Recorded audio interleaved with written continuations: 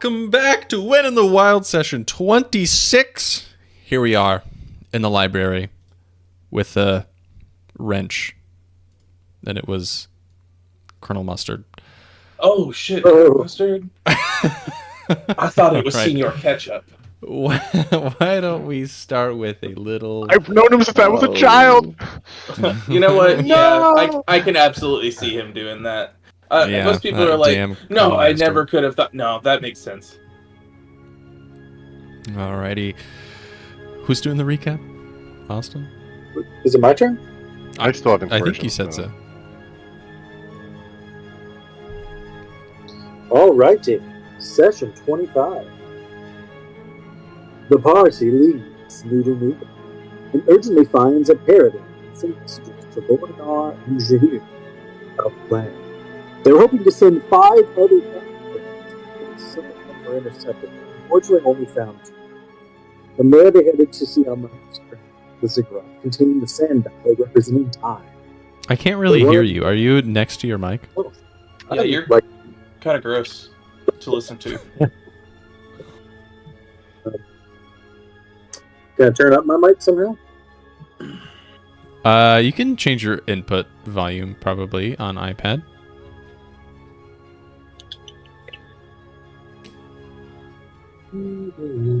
Or you can have the inspiration and I can read the recap. Well, I actually already have inspiration. I just like reading the recap.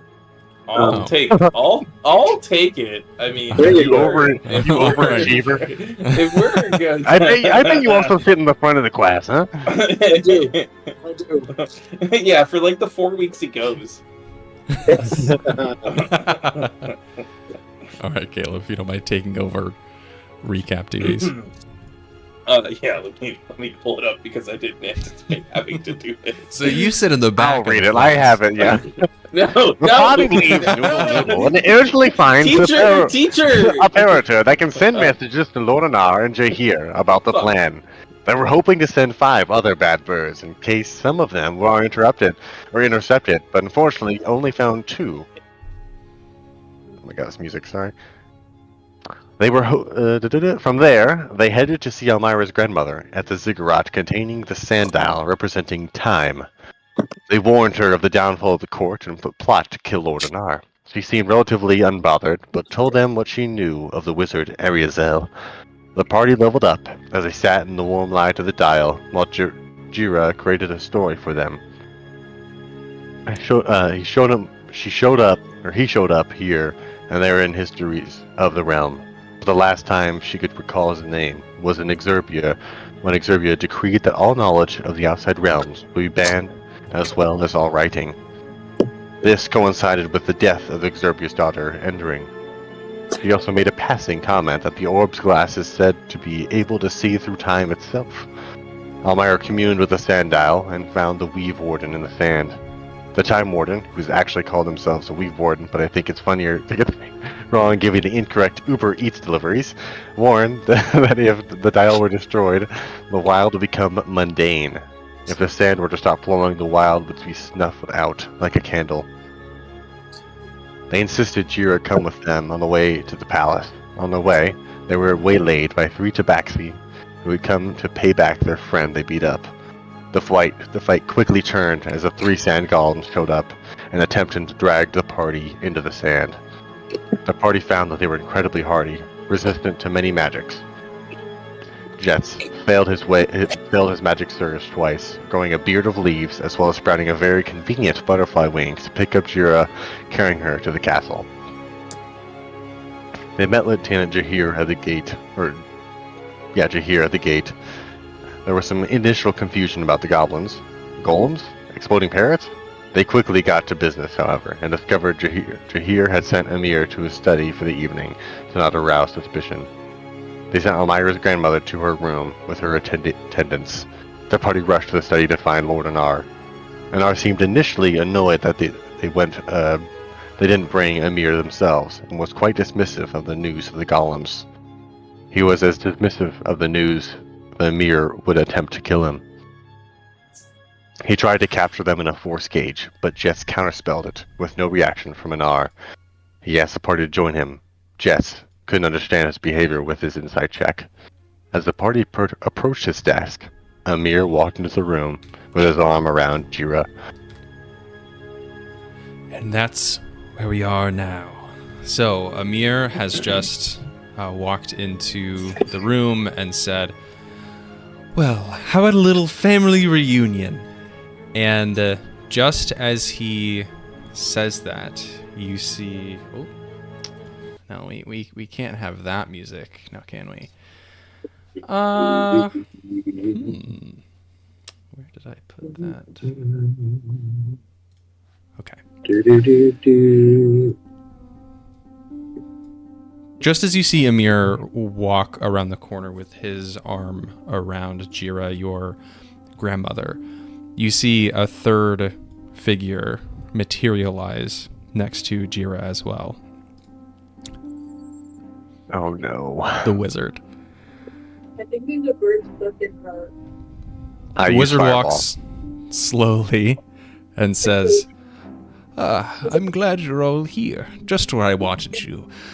Allow me to give you a bird's eye view of what's about to happen. The wizard quickly casts a gate right here, as if it's a window, giving you a bird's eye view of the court from 200 feet above, as if seeing out of the eyes of a hawk. The ground rumbles slightly, but then a creeping magical energy, polychromic as it floats about the base of the spire in the middle of the city, gathers. In a flash, the golden cap at the top of the spire is hurled into the air as this magic bursts into the sky. But curiously, instead of going straight up, it flies directly into the ziggurat, the home of the Sandile. Ariazel continues, I didn't actually need your father's heart, but it certainly made for a good distraction. You see, it was never really about the hearts. I simply want to see this realm burn to the ground, and even those ashes incinerated into nothingness. The gash I laid underneath the spire sat for years unnoticed, eking away at the time that swims in the sand. Proof that the magic held within this realm belongs to someone who can really wield it. And once I have accumulated all of the magic of the wild, I will destroy Exurbia herself for her insolence towards me all those years ago. And in a sudden crack, like thunder, shakes the whole building, like a precious artifact being dropped on stone. You see through this gate, the water flowing up into the sky beside the tower suddenly falls, flooding the hardened sand and stone around it. And you feel in your shoulder, Jeatz, Pascal, you hear him make a tiny noise. He clutches his stomach, and it's all you can do to keep your wild magic surge from going off in this moment. With the Sandile destroyed, the destabilization of the wild begins. Chaos will ensue, and my darkness will destroy the rest.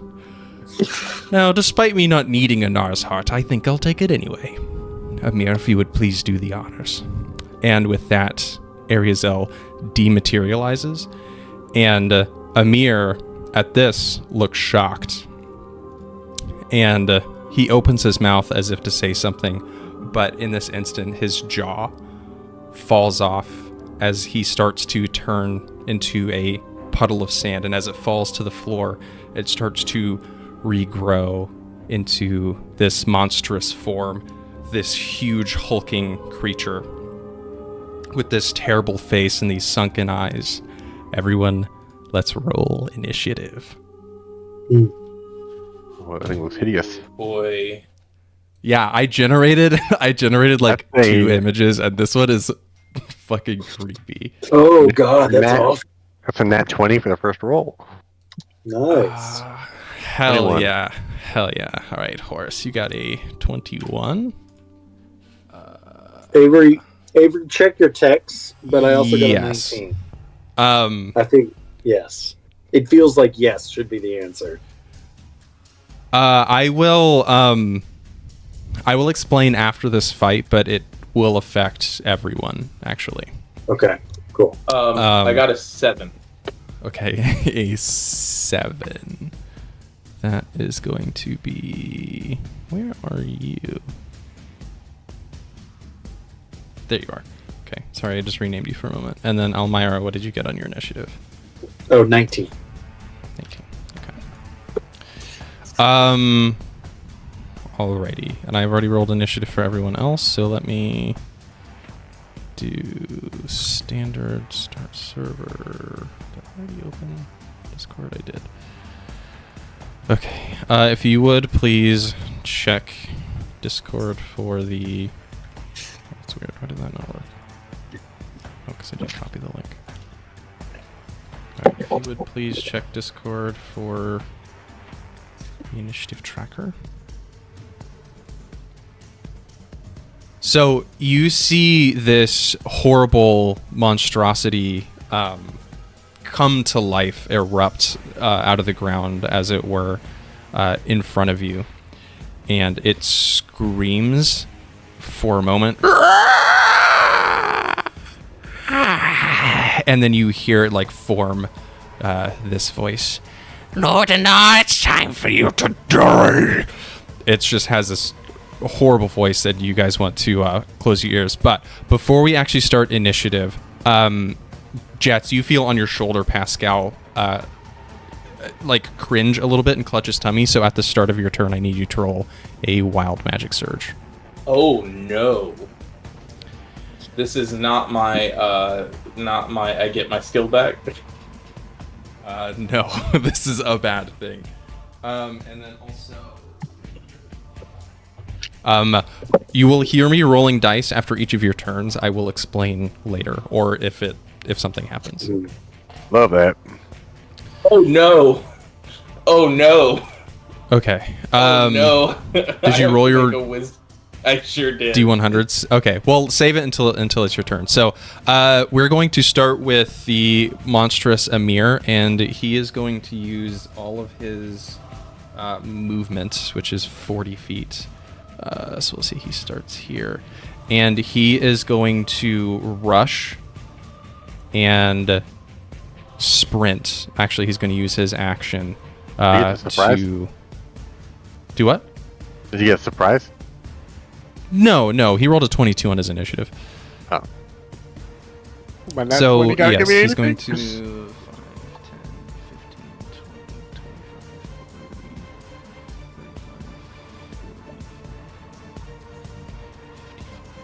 60, 65, 70. So he's going to run past you, Almyre, so if you want to make an opportunity attack, you may.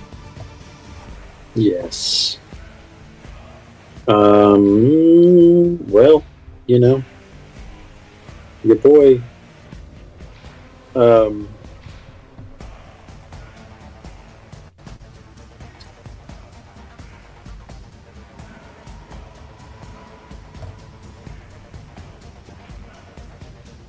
no, I'm not going to. I want to save my reaction. Okay. That is going to... Let's see, I don't think he has a bonus action. Oh, well. That takes us to Horace.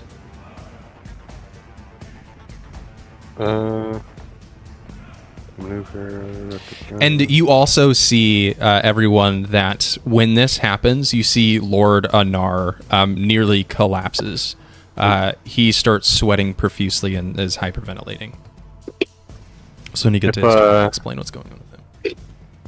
Let me read this one more time when you take it.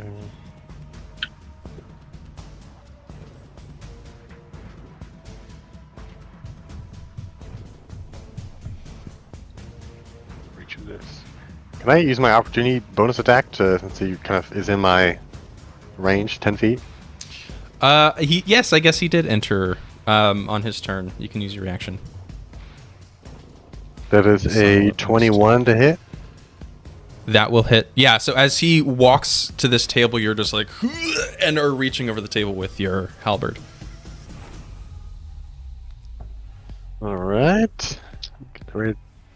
So, Austin, to answer your text message, not in the way that you think. Okay. Because that's 11 damage. Alright. And then, can I... Possible for me to get in the way of getting between the two? No. Since he had his turn first, no, he's up next to Anar. I'll just get next to him, like, try to get behind me. And I'll make my attacks. Yeah. Okay. That is a 15 to hit. That misses. Great. That is a 24 to hit. That hits. Wait, did you say one missed? Yes, one did miss. My first one missed. I'd like to use my reaction to use Chronal Shift. And as a reaction, after you or a creature you see within 30 feet makes an attack roll, you can force the creature to re-roll. So I'd like Horace to re-roll his miss. All right. That second attack is going to be 9 damage. Okay. My first one I rerolled. Okay, other than that one, so that is a lot. No. But I do want to use on that second attack a trip attack. Okay. So you So need to make what a save is strength that? saving throw. Okay. Which I feel like you're probably going to be good at. That is a 23. God damn it. Okay. And that's 3 extra damage. Okay. So 9 plus 3. I'll action surge.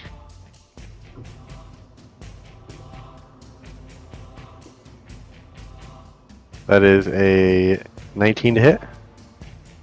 18 will hit, yeah. That is 12 damage. So damage, okay. I'd also like to try another trip attack. Alright. Oh, sorry. 4 extra damage. Natural 20 on that, so that will save. I'm getting rid of his good rolls. Alright. That's me, I guess. Yeah. How much extra damage was that? So I've got 9, 3, 12, and what was the 4. trip attack? 4. Okay, so that's a total of 28 after you are 11. So that's 39 total damage on that turn. Pretty good for a few misses in there. No. Okay. This monstrosity is going to use a legendary action to use pronounce doom, so it starts to whisper in this foreign language, and it is going to use it on you, Almyre. So you feel these whispers surround you, and you feel doom doom enter your heart. Roll me a charisma saving throw. Oh, that's one more stat. Charisma saving throw? Yep. That's a 5. A 5 is going to fail, so you have to next attack roll or saving throw, roll a d6 and subtract that from the result. Okay. All right. Horace, was that all you could do? Sorry. Or all you wanted to do? Gonna take that as yes. Almyre, that's your turn. Okay. Almyre, you are doomed, so I'll add a poisoned marker on you for now. Cool. Doom. Almyre looks like she's deciding on what to do. And then something just kind of takes over. And she approaches this thing. And you see, and this is very strange, guys. Dark, only can be described as octopus arms burst out of Almyra's chest with like black ichor on them and start beating the crap out of this Sandamir monster. Okay. As Almyre has casted Arms of Hadar. And so I need the creature to make a strength saving. Okay. Ooh.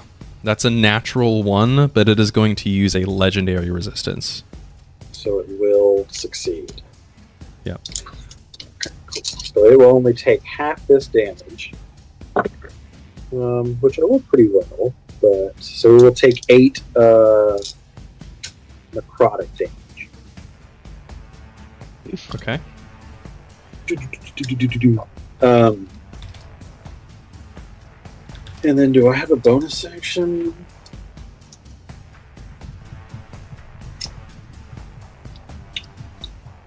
Yeah. I would bonus action face step.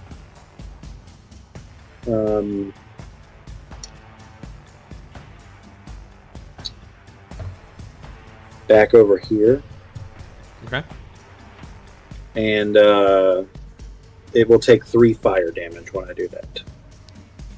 3 fire damage, hell yeah. And that will be my turn. Alrighty. It's going to use a legendary action to take an attack on Lord Anar, who at this present moment is stunned. That is a 27 to hit. That will hit.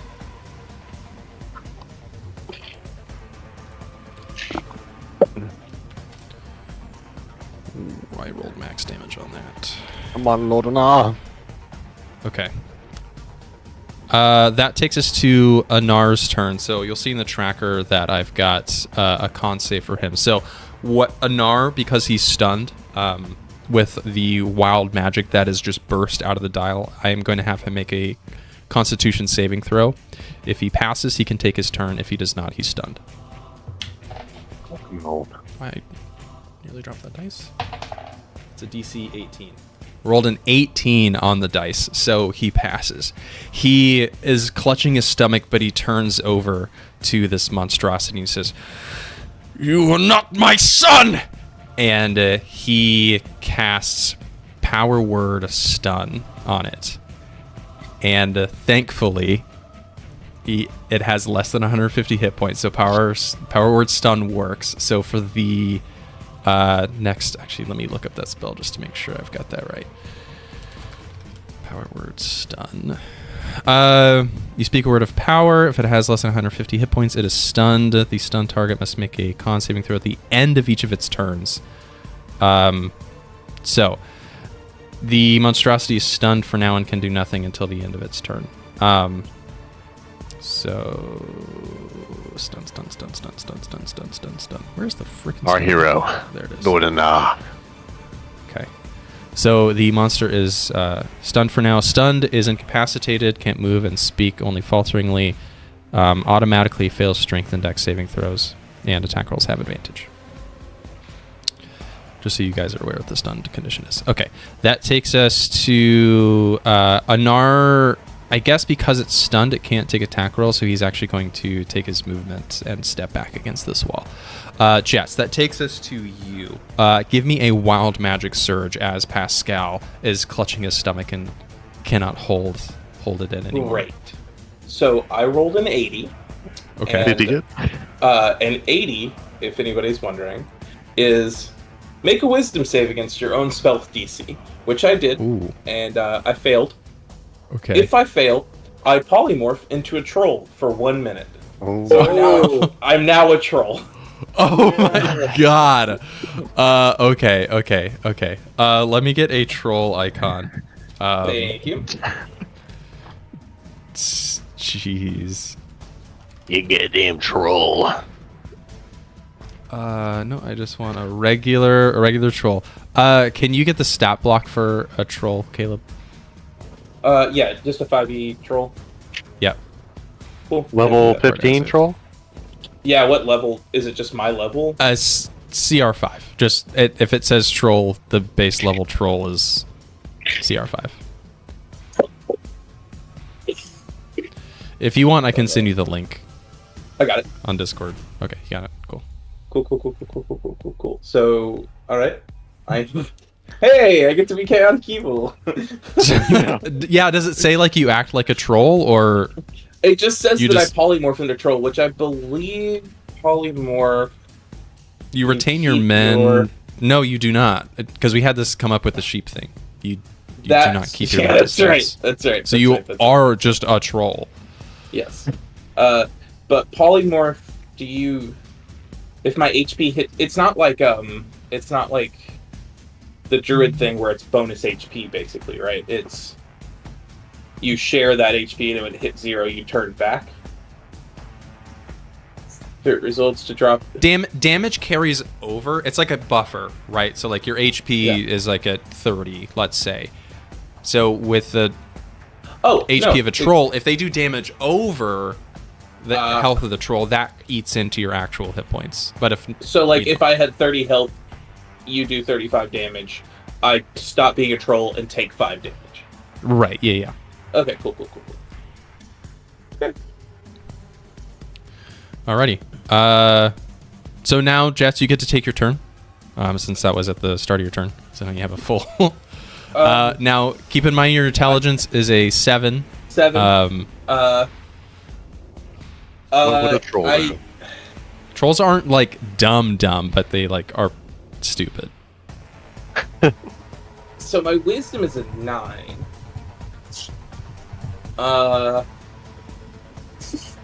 Okay.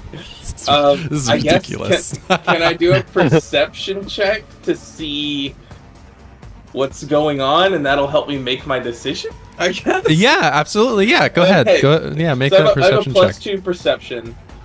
Which does that on this? Does this overrule my -2? If it tells me I have a +2 to perception. Oh, on a monster stat block, yes. Yeah. Okay. So yeah, that just means 8. you have proficiency. Okay, so with an 8, your troll brain, you suddenly grow big, and you're like, whoa, what the hell is happening? Like your brain can't comprehend your new big muscles and being large. Oh, actually, you are also large, which means that you're as big as the creature. So here, I'll move your token over here off the map. But what you do see is a couple of small folk and also this giant monster. So does your bravery tell you to attack the monster, or does your troll brain tell you to attack the people? If you want to roll for that, you may, or if you just I mean, I guess I'll roll for it. I got an 8, so let's say a 12 or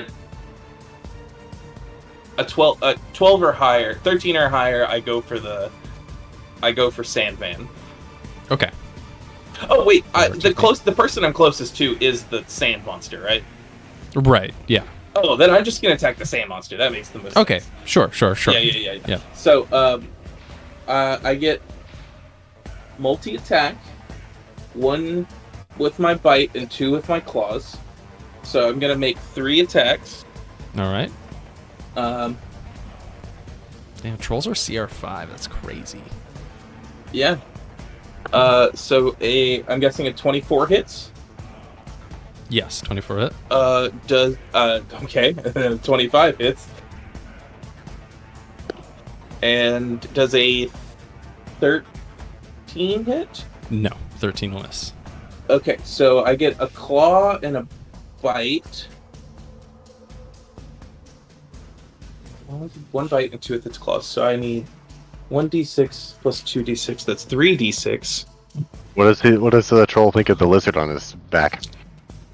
Oh yeah, Pascal is still on your shoulder. I don't know that you can see Pascal. Probably. Are you gonna make me attack Pascal right now? No. I was saying, what if I'll quit. What if Pascal is your bottom half and you transform into the top half? Oh no! I have a better idea. Pascal is now attached, like he polymorphed into me, and he is now like on my back, and I have a flavor reason why in a moment. Oh, okay, cool. Okay, so let's see, 1d6 plus 4 plus 2d6 plus 4, so that's 8, 9 plus 8, 9 plus 8, 17. 17 damage. Okay. 17 damage. I'm looking at the thing. So my first attack is a bite. Yeah, yes, both of them. One piercing and one slashing. Do I need to tell you separately what that damage was? No. Okay. Do you know why? So, Yeah, I imagine it's resistant to all of it. Yeah, it's also non-magical. That's cool. So I take a bite. I try to take a bite out of the sand monster, and I don't really like the taste, so I start to claw at it. But sand gets in my eyes, so I miss my first attack. But then I land my second claw into him, as it my claws sink into the sand. Oh, cool. Yeah. So despite this big attack, you're not doing a ton of damage. The sand seems to absorb all of this as you, despite being a relatively magical creature, are not doing magical attacks. Where did you move to? Right up to it, because it's a 5 Okay. foot. So right there. That works. Okay. So do you remain in this form? For a polymorph only lasts. It specifically says for a minute, so Okay. that's 10 So rounds. 10 right? rounds. Got it. Just telling you. Are you looking at the stat block? Yeah, I've got it up. Okay, look at the Troll Freaks one. I don't know if that matters to you. Troll Freaks? Yeah. I'm looking at the D&D Beyond Troll.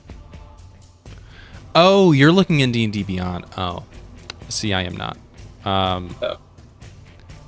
Let me go to the Encounter Builder. Here, I'll just send the link. Basic Troll. Troll Freaks. I do not... I pulled it up in D Beyond and I don't see anything.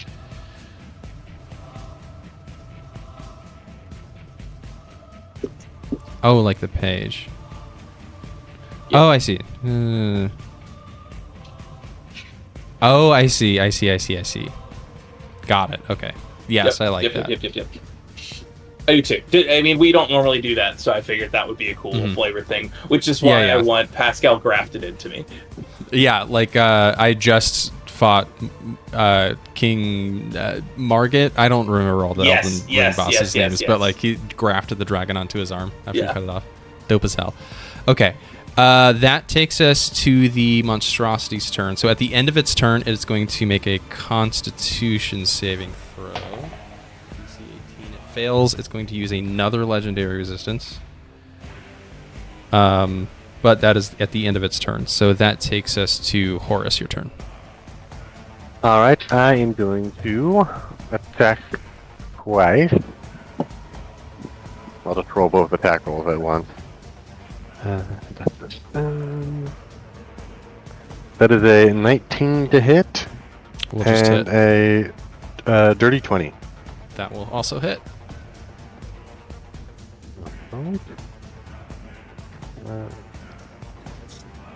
That is a 16 damage plus 10 damage. 16 plus, so 26 total. Yep. And then I'm going to second wind. Some health back. Okay. And that's my turn. Alrighty, Almyre. Actually, he is going to use a legendary action, and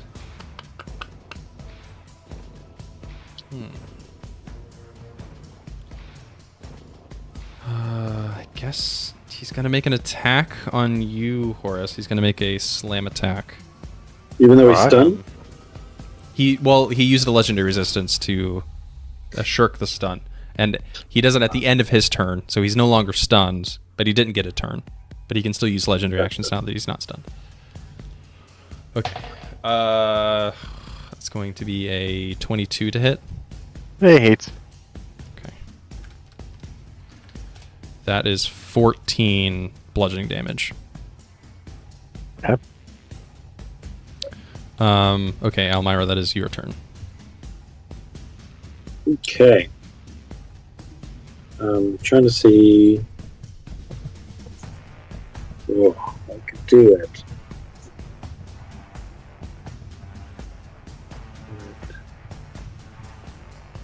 Radius. Oh, so that's 40 feet across.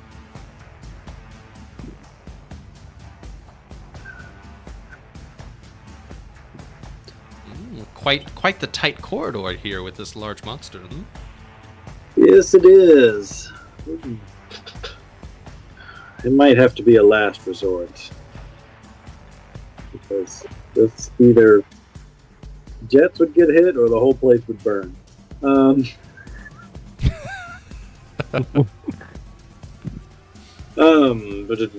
we really need to use magic on this guy.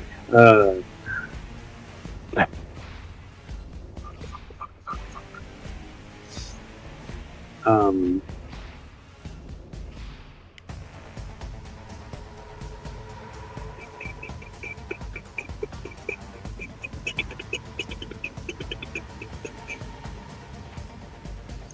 want to do that.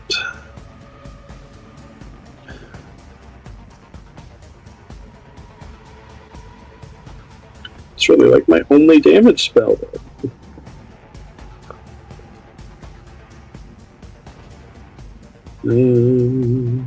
Oh, well, that's interesting. Open up your Hmm. character sheet. See what you got. I know, that's what I'm doing.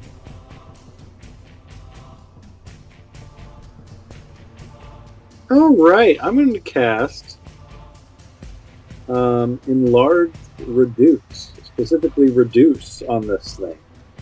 Okay. What kind of save is that? That is a concentration save. Constitution. Yep, I don't know why I said concentration. Con. That will be a 28 to save. Oh. Well. Yeah, that's safe. So, that was my action. Yeah, nothing happens. With success, the spell has no effect. Okay. Well, that was exciting. Well, we know he's got a great con, guys. At least a +9, because I would have said if I had rolled a nat 20. Yeah. Anybody looking fucked up or anything? I'm at about half. You guys did Roll not a get a wrap. short rest since you fought the sand golems. That's a really cute piece of pizza, Sean. It looks really small in your hands. I cut it a little bit smaller because usually I cut just bigger slices, and it Mhm. makes it easier for while I'm on screen. my mini pizza. It does look small. Oh my god. Yeah, it does. All right, Almyre. That's it for now. That's it? Okay. So the cool. The monstrosity is going to use another legendary action to pronounce doom. Let's see. It's going to also do pronounce doom on Lord Anar. So he's got to make a charisma saving throw, which he's got a +9 to, so we'll see if he rolls well. He rolled an 18. Okay, so Anar, say Prince Anar, Lord Anar, he saves, so he's not doomed. That now takes us to his con save. Again, needs an 18 to be able to take his turn. Okay, that is a 16. So he's going to fail. So you see, after casting Power Word Stun, he kind of hobbles back to the wall and is slumped up against it. And he's clutching his chest as if he's in deep pain, but cannot take a turn at the moment. That takes us to Jeatz. I'll remove the first turn Wild Magic Surge off your everything. Oh boy. As a troll. Cool. As a troll, he didn't attack me, did he? He did not. Okay, cool. I'm going to roll another intelligence check, another intelligence to see if I keep attacking him or if I go after something that might take a little more damage. Okay. Because they tasted bad. Yes. What? That's a 5. That's a fail. Okay. Can I do a perception check on who looks like the best target? Who would taste the best? Specifically? Yes, please. So I that's a guess 6. everyone, a 6. You're probably gonna go for the weakest looking one. So Horace and Almyre, between the two of you, who has less health? I have 49. Or Caleb, you can say that because Anar is clutching his chest, he looks hurt. He looks like a wounded animal. Since he failed his con save. Or I don't want to tell you what to do. Or Jira standing in the back of the room. I rolled a 6. So why doesn't everybody just roll a luck check and I'll go after that? Sure, yeah. I'll roll a luck check. I don't think I'm gonna go for the person farthest away. Yeah, I rolled a 16 for an R. Okay. I got a 14. All right, I'm going after Horace. So I'm gonna swing around. I don't think I'm gonna disengage from Sandman, That's but fine. I'm gonna look over at Horace and just start drooling, and I'm gonna take 3 attacks on him. Sorry, buddy. That's Jeff, I know you're in there. You're in there somewhere. Wake up. That's a 18. Is that it? Matches passes. All right. Oh, that's into my Dr. Pepper. Oh, that was a nat 20. Be glad that didn't count. Whoa. Floor nat 20s count, but only if it's a good nat 20. Yeah. Thank you. I'm still unfortunately a 25. So all 3 hit. That's nice. That's nice. I need another d6. Where did my d6 go? For someone who uses d6 very often, I don't have enough of them. Oh, okay. Caleb, I trust that you were honest about failing your wisdom saving throw because... Yeah. I didn't look at the stat block beforehand. Trust me, this is not good for us. Ooh. Oh no. 10, 16, 22, plus 12. Oh no, wait, I forgot to... I didn't subtract my 14 damage yet, okay. 22 plus 12 is 34? A level 8 character soloing a troll would be bad enough. Oh, 34? boy. Yeah, so I do 34 damage to the Horace. So bad. But I bite into him and I take a chunk out of his shoulder and I'm loving it. Well, Okay. Oh, Myra, I could use some healing right now. Yeah. Third. I'm so sorry, everyone. Bit of a tone shift. Can I roll my health because I've been rolling damage? I'm sorry?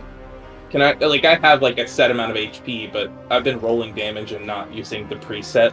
So can I pre-roll my health? Oh no, I guess we don't do that normally. Never mind. Ignore me. Continue. The HP is just a suggestion for DMs. It's just an easy. Yeah. Right, but we don't roll for HP on this either. So. Correct. Yeah. Like in Arcane. And generally, if I go by stat blocks, I use them. Yeah. So our max HP is just a suggestion, right? So I can just go in here. Actually, I feel like rolling for my HP today. Honestly, that would be kind of a fun thing to do, is to roll for your HP at the end of every long rest morning. and just re-roll so your maximum will just shift every day. How you feeling day. this morning, dude? Yeah, exactly. Yeah. I don't know. That'd be fun again. It'd be a huge pain in the ass at higher levels. Oh yeah, I'm a little sick. Okay, so at the end of that, the monstrosity is going to use its legendary action before the start of its next turn to pronounce doom on Lord Anar one more time. Anar is going to take another charisma saving throw.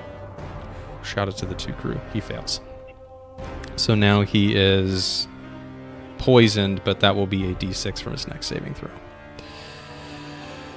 The monstrosity is going to now, on its turn, it recharges all of its legendary actions. Going to do that is going to start whispering once more in this foreign tongue, a language that you all cannot understand. It seems as if it's telling a tale of sins of the past. You start to reflect on the evil things that you've done throughout your life.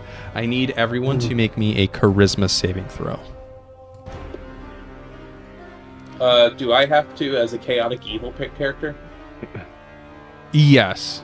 What's funny is that there is a thing in the stat block that, like, it is vulnerable to damage from good creatures. Wait, really? A specific damage type. A specific damage type, which you have not used yet. But it's just funny to me for the stat block. But a 10 will fail. Okay. You said a what? Wisdom? Charisma saving throw. Charisma? Oh. Yes. I got a nat 1. That is going to be a fail. And that's a minus d6. So I'm going to go for a Nar. Oh, minus a d6 too? Minus a d6. Oh, that's a 0. Great. Anar got a 19 on the dice for a 23 total. If I roll well enough on this d6, he's going to fail. Let's see. That's a 1 on the d6. Anar passes. So he's only going to take half. But am I removed of this doom or do I keep it? Just on your next roll. So that was yeah, so you can drag that away. Okay. So, for those of you that passed, you are only going to take 16 psychic damage. Love it. For those of you that failed, you are going to take 32 psychic damage. I'm down. And you also have disadvantage on your next attack roll, ability check, or saving throw. Oh. So Saving throw, I'm going... Yes. So I'm going to drag a poison over to Horace to represent the disadvantage on the saving throw. I subtracted 32. Okay, I'm assuming you added like temp health or like have it on paper. Well, yeah, I'm just making notes, so that's 52 okay. I have left. Okay. Okay. And so what's the other effect if I failed? You have disadvantage on basically your next d20 roll. Okay. Okay. And that was in a 20-foot radius, but everyone here is affected. Yeah. Almyre's grandmother was not. Okay. That takes us to Horace's turn. Roll that death save with disadvantage and send me a text message. Almyre, that's your turn. Immediately, I'm using my bonus action to.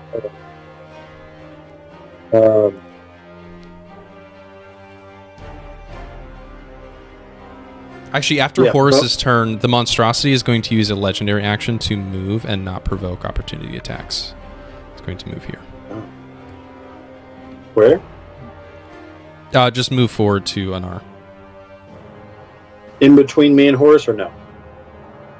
Between you and Horace, yep. Shit. If it helps, I'll make it a little smaller. There it is. Okay, sorry. No, it just hadn't updated on mine for some reason. What's this other creature over by... Oh, that's the troll. Oh, God. That's me. Oh. Okay. Well, cool. Bonus action, face step. He takes 3 damage. 3 fire damage? Yes, 3 fire damage. And I'm moving right here. I pop in here, and I will grab, as my action, one of the greater potions of healing inside of Horace's pocket and pour it down his throat. We're gonna use mine. Cool. I'm going to use yours. Son of a gun. Yeah, they're just on his belt, ready to be It used. was on his belt right there. So you feel free to roll whatever that is. And you're up. So, Sean, you already used that disadvantage, right? As your death saving on it. throw? Yeah. Okay, so your poison status, your doom status, whatever you want to call it, goes away. Okay. If there was a full action, do I get the full? Oh, yeah, never mind. You don't have to roll it. Mhm. You get it full. All right. Correct. Nice. There you go. So that's my bonus action. That's my action. And that is, how do I remove one from Horace in this bag of holding? I did it. Oh, you did it already. Cool. Sounds great. Okay.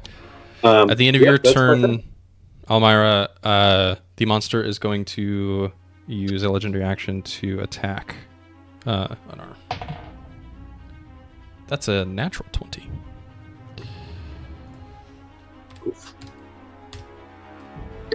Hey Avery, before it matters, and I didn't say anything. I know we don't like play Pascal as like damage, but Mhm. would his thing potentially have broken concentration on Pascal's polymorph? What's the wording on the spell exactly? It says because it's cast. so yes, if you take damage, then you are concentrating on the spell. I'm sorry. Make a wisdom save against your own spell DC. If you fail, you polymorph into a troll for 1 minute. So it doesn't say cast, sorry. Oh, okay. If you did not cast it, then you're not concentrating on it. It just happens for 1 minute. Okay. Okay. That takes us to Anar. This is con save. He did save against the ability. Man, I wish it had been an 83. Okay. I would have turned into a frog until I'm kissed on the lips. Oh my god. I wish you So hadn't funny. said it. The kissed on the lip. Like, if that happens, don't say the I kissed on the lips. I wouldn't part. have. I would have said I get turned into a frog and just let people figure it out. I would have sent it to you, and then you could be like, roll an insight check for a bunch Yes. of things. Perfect. Yeah. Oh, Like, you know, I would a have played kid's that story. so well. Yeah. Okay. Avery, this table's so funny. You become a tiny nutcracker, and That's you really become a good. tiny nutcracker until you crack a nut. You polymorph into a swan until you dive into a body of water. You turn back. No. Here's the important part. You turn back as you emerge from the water. Oh. Oh my god! You turn into a dryad until you hug a tree for at least 6 seconds. Okay, no, that's funny. So Okay. good. Anar fails his con save. It's Constitution save. So he is stunned for another round. At the end of his turn, this monstrosity is going to take another attack at him for another legendary action. It's going to be a 21 to hit, which will. Okay.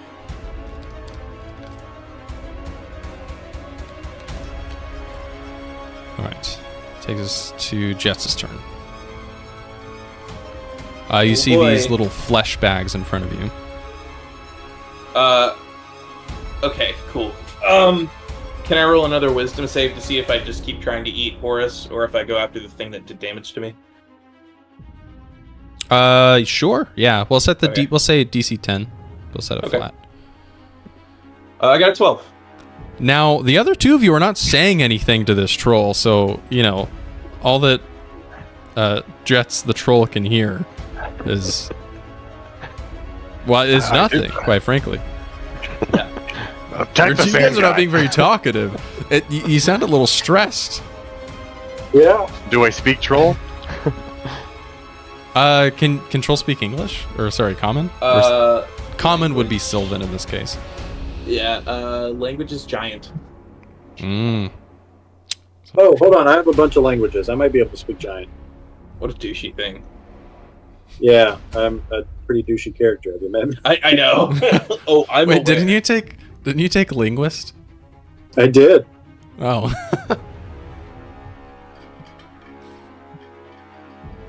I mean, you already passed the save, so we can. I am we giant. Can do this, right? But Really? God. Yeah. Yes. Holy shit! Okay. Oh my yeah. God. So Almyre, what are you saying to troll Jeatz right now? You just hear it, and it honestly kind of sounds like some kind of weird offshoot of Dory speaking whale. It's this Mr. Troll, Sand Guy. But man tastes so good. Sand filled with meat. Sand bite sand not good. I remove sand. You kill sand. Fine, but when sand gone, I get bite of you. Deal. Deal. I shake. I reach out my hand as a minor action to shake. Okay, perfect. Brilliant. Okay, you don't have to make any. You don't have to make any more saves. Great. I pull Almyre in and take a bite. I'm just kidding. Ah! I'm kidding. I saddle on up to the sand and go, "Oh, gross sand, get out!" In troll, and I'm gonna make my 3 attacks. All right. Oh, also, I heal 10 health at the start of my turn. Oh my God. Yeah, you're never getting out of this polymorph. All right, I'll fix that in a minute. Does a 11 hit? No. It's a miss. Does a nat 1 hit? No. Auto miss. Does an 11 hit? No. I think I do this by once again just slashing through sand and everything and it just not doing anything. And I look back at Almyre and go, it move, I can't. And then that's the end of my turn. Okay. At the end of your turn, the sand monstrosity is going to take its last legendary action to make another slam attack against Lorden. Great. The troll comes to our side and then does nothing. 28. It's a 28 to hit. I rolled 4 max damage. Oh my god, what did... The computer is saying, hey, Oh my I rolled God. max damage. It is really hard for me to turn out of control. If I go to 0, I don't revert until the start of my turn if something keeps me from regenerating. Oh, whoa. Okay, so That's the minute insane. basically has to pass. Yeah, unless you do a specific thing that keeps me from regenerating at the start of my turn, I can Oh, I man. will have to go through my minute. That's fucking nuts. Okay. The sand monstrosity is going to take 3 attacks on Lord Anar. Ugh. I stand in his way. 3 dice. I mean, I have to make 2 first, because if 2 hit, he gets knocked prone if he fails a strength saving throw. Okay. That is a 26 and a 16, which will hit. Both So will? I'm going to make a... Yes. I want him to re-roll 1. Okay. Do you want to roll the 17 or the 7? Does it matter? It depends on what dice I pick. The 7 is the lucky dice. The 17 is the dice I just picked up. It doesn't matter. I'll re-roll the goose dice. Okay, the goose dice is a 12 to hit, which will miss. But he's going to use a reaction. He's going to use a reaction to re-roll the dice. Oh. Okay, that's a 19 to hit. That will hit.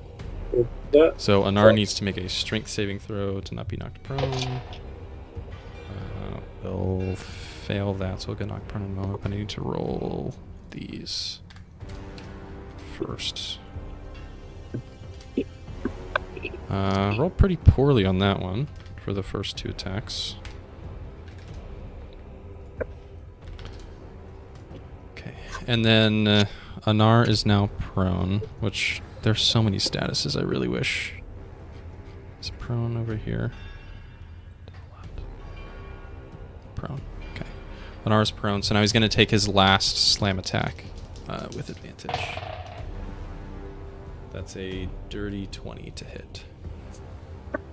Okay. So Yikes.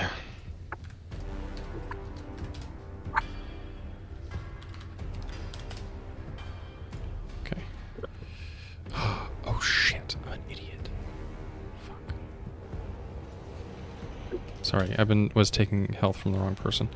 To me, Amari.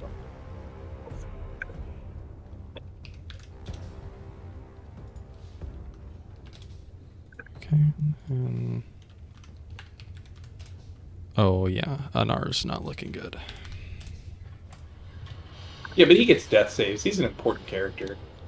Okay, that say that takes us to Nico. Horace's turn. He didn't see us. Horace, that takes us to your turn. You just downed forcibly this healing potion, stolen from you, by the way. Yeah. Yes. From Almyre. Feel cheated. That is a 19 to hit and Yep. a 26 to hit. Yes, both will hit. That is 16 damage and 8 damage. Okay.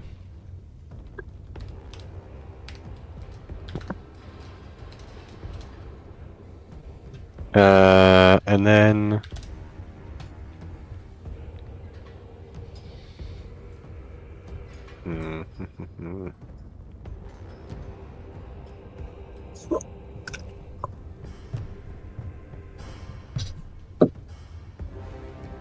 I guess that's all I'll do. I'll use another greater healing potion. As a bonus. Okay. Yeah. The monster is going to use a legendary action to take a slam attack on an armor. That's a crit. I used a different dice for that one Oh my too. god, I just almost got max health on this potion.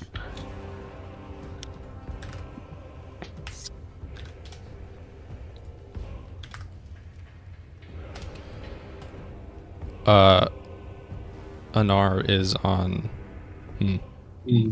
Death Store. You look at him and he is bloody. Slam after slam. You can see his arm is broken. He's slumped up against this wall, still clutching his chest. You can see like tears streaming down his face. It's hard to tell what is tears and what's sweat as he's struggling against the surge of magic. Tears stream down your face.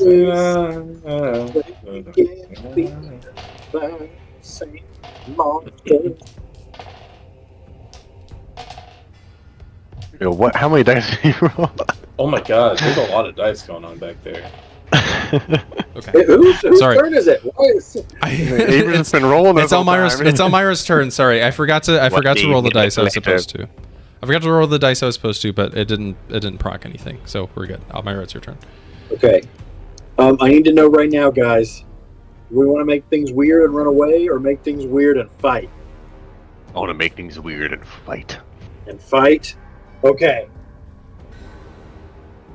Out of nowhere, we watch my father, Lord Anar, struggle and get slammed. Hit after hit. He's bloodied. He looks like he's about to fall. And then his arms start growing. What? Get hairy. His legs extend. And he has turned into a giant ape Yes. as I Wait. cast Polymorph. And he now has 157 hit points. Holy God! Lord, God. it's Oh my Lord God. Apinar. Holy fuck! Okay, yeah. Anar looks over at you, Almyre, and knows what you're doing as he knows you're casting Polymorph, and he's like, okay.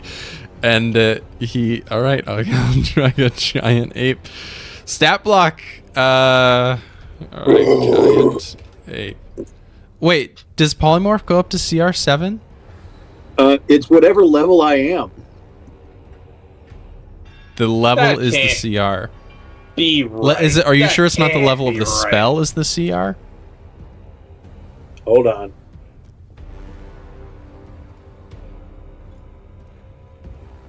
I'm gonna look up polymorph. No. The new form can be any beast whose challenge rating is equal to or less than the target. The target's level if it doesn't have a challenge rating. And an R is definitely over a CR7 stat block. So yes, Anar does in fact turn into a giant ape. We'll say his prone status is also removed. So we'll move him over there. Yes, Anar turns into an ape.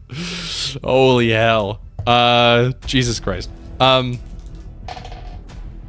Already? Ooh, that was close.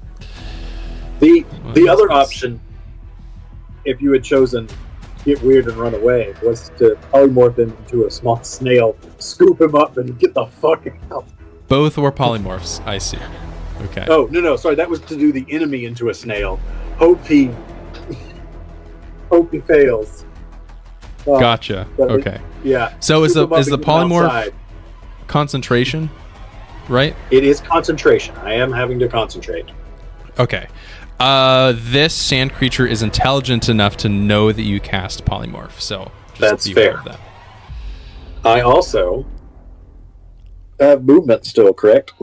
Yes. Um, Yeah, and you have bonus action and movement. yeah, but the problem is my bonus action sucks as a wizard. As it always does. Yeah, I know, right? Unless you're a goddamn rogue or something. Yeah, I can't really do much. But I'm going to back away 5, 10, 15, 20, 25, 30, and get behind the scouts. Okay. Go fight! Oh, your token moved, but it didn't stay there. You know, it does that when you do it too, when you move. If I hit refresh Weird. it does it.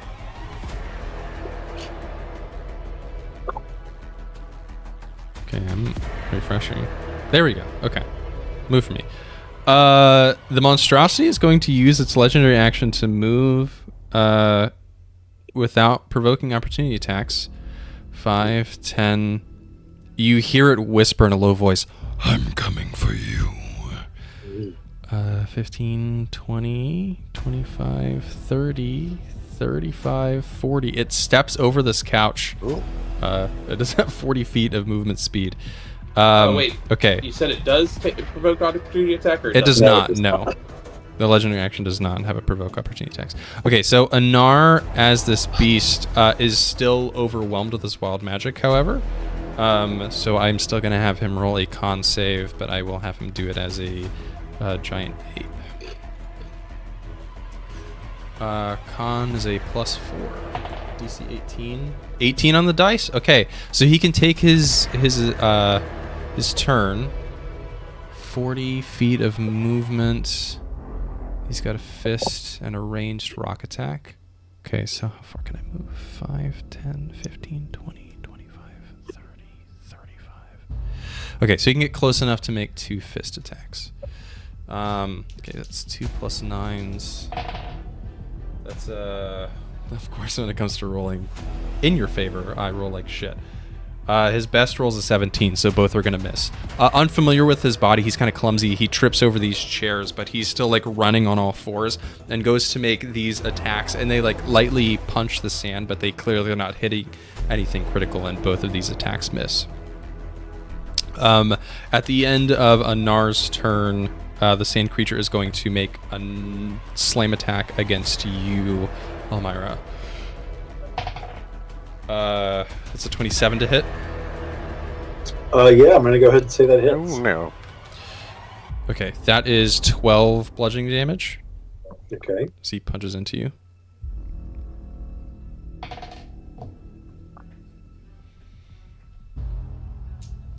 Uh, 12. Okay, what do I need to roll to save? Constitution save of 10. Okay, hold on a second. We get the hit points first. 12.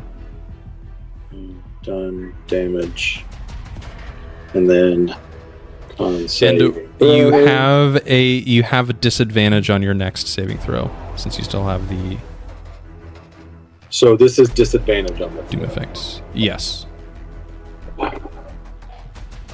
Man, what was a natural 20? Still going to be a 16 though. Okay, that will pass. So the polymorph stays up. All right, Jeatz, it's your turn. Okay. Yeah, you can remove the poison. Yeah, or the marker, poison marker. Oh, yeah. Alright. So, my favorite part of my turn, I get 10 HP back. Why won't he die? Cool. And I got that picture for. I guess I'm gonna try to catch my prey. I guess, right? That would make sense. Yeah. Okay. Why did my map closed?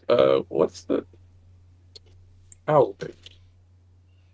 The owlbear link is a pinned comment, I believe, in the Discord. Oh no, don't worry. I've got it. So, what's my movement? My movement is 30 feet. So, what Apnar? So I'm gonna move over here. I'm gonna stand on the couch because I'm cool like that. What? The music stops. I forgot to. Oh, okay. I have to cycle between repeat one track for the recap and like intense moments, and then just repeat the playlist for combat. I just always forget to do that. So yeah, so I move over here, and as I walk past Lord Apnar, I stop and smell and go, and then just kind of shake and then go after the sand. Thank you, Sean. 14 hit maybe. 14 will miss. Okay. Boy, I'll tell you what, I'm not doing great. There's a 16 hit. Will miss. Okay, well then. He's more useless than Bronto. Starting to think maybe should eat one of you again. This is not going good. I say that, Almyre. Keep going. Okay, but in minute, if still not full attack, I will. I'm looking at my fake Okay. watch on my hand like, fuck. That was my fourth turn. So, Okay. That's I do have it on my the- turn on visual. The initiative tracker has the number of rounds we've gone through, so when we're on Yeah. round 11, Yeah. you'll come out of it. All right, is that the end of your turn, Jeatz? Yeah. Okay, so last legendary action will take a slam attack on you, Almyre. That's a 15 to hit. Ooh, misses. It's going to use one of its reactions to reroll. That's a 23 to hit. Yeah, that one does hit. Okay. That is 14 bludgeoning damage. Okay. What do I need to And roll save? me a con save of DC 10. C10. 6 plus 6. Ooh, that's a 25. All right. Yes, we'll pass. All right. Now It's one that of those takes weird us. rolls where it like hits the die, like hit the corner at the perfect spot in the tray and just stuck on 19. Nice. It's like a golf shot with a wedge. Just- Yeah. Don't mind me rolling dice over here. So on the monstrosity's turn, it's going to say, "Dispel the spell, and you may live." Before it attacks. Me? Yes.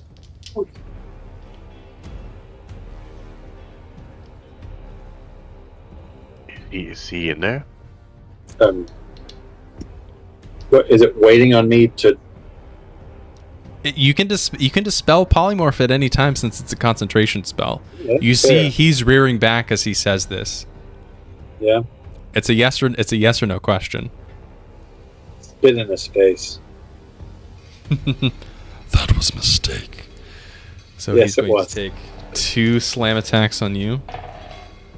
That's a 21 and a dirty 20 to hit. Yep. Make me a strength saving throw. I think it's gonna matter here, guys. Ooh, well, that's a 17. That will fail. Can I use my inspiration to make you have rolled with disadvantage? Me? No. Damn. So that is 10 bludgeoning damage on the first attack. I'm out. Okay. Polymorph drop. The polymorph drops on the first attack. They're both 20s. So the polymorph drops, and your father Anar replaces Lord Apenar, which I love that image.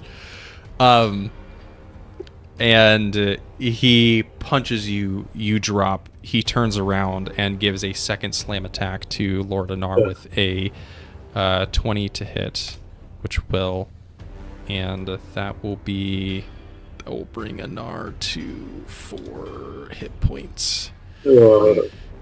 And his third attack is going to be a 13 to hit. Let me see what Anar's... Oh, earlier, Caleb, when you smacked me as a troll, I was down to 1 HP. Oh my god.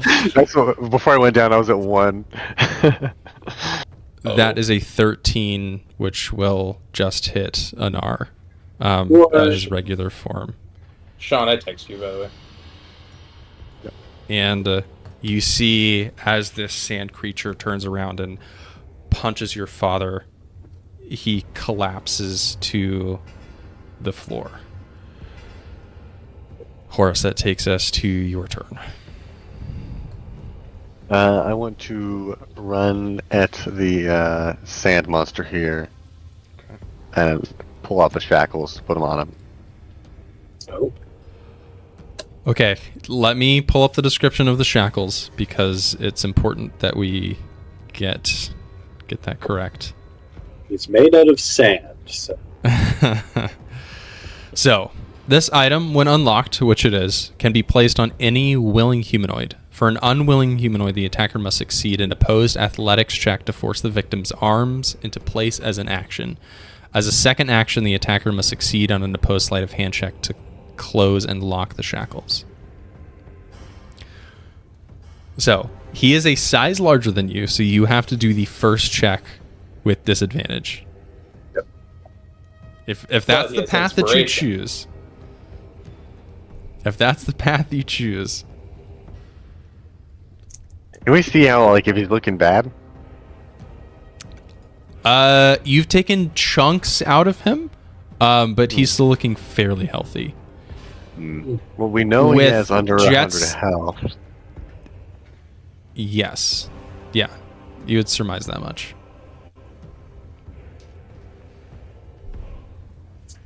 Okay. I'll do it. Okay. An opposed athletics check. You have to roll this with disadvantage. Unless you want to use your inspiration, maybe. I'm going to use it. Okay. So as an attack, you're basically trying to grapple the creature, which its speed becomes 0. That is a 18. I got a 23. Oh. So your first attack fails. Actually, wait, no, I did. It is as an action. For now, like 60. Okay. I guess Yeah, as an action. Rip.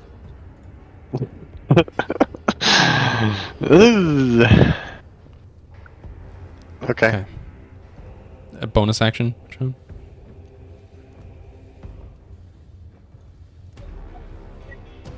I think I can do much with that. A bonus action.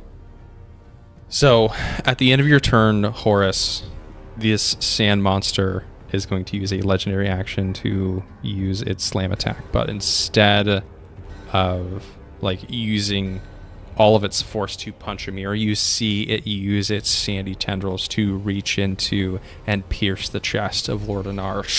And you see blood spurt as it reaches in and grabs his heart, and you see him pull it out clutched in his sandy fingers. Almyre, that is your turn. If you would roll your death save.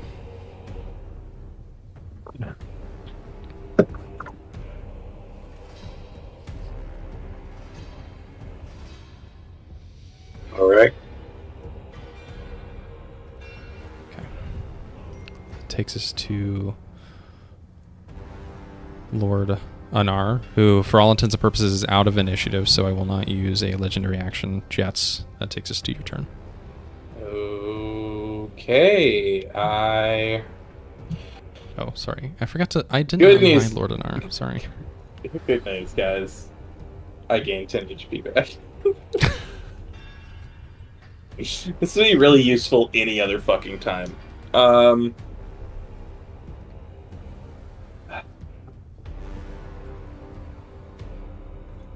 Can I roll an intelligence check to see if maybe I understood what Horace was trying to do with the shackles?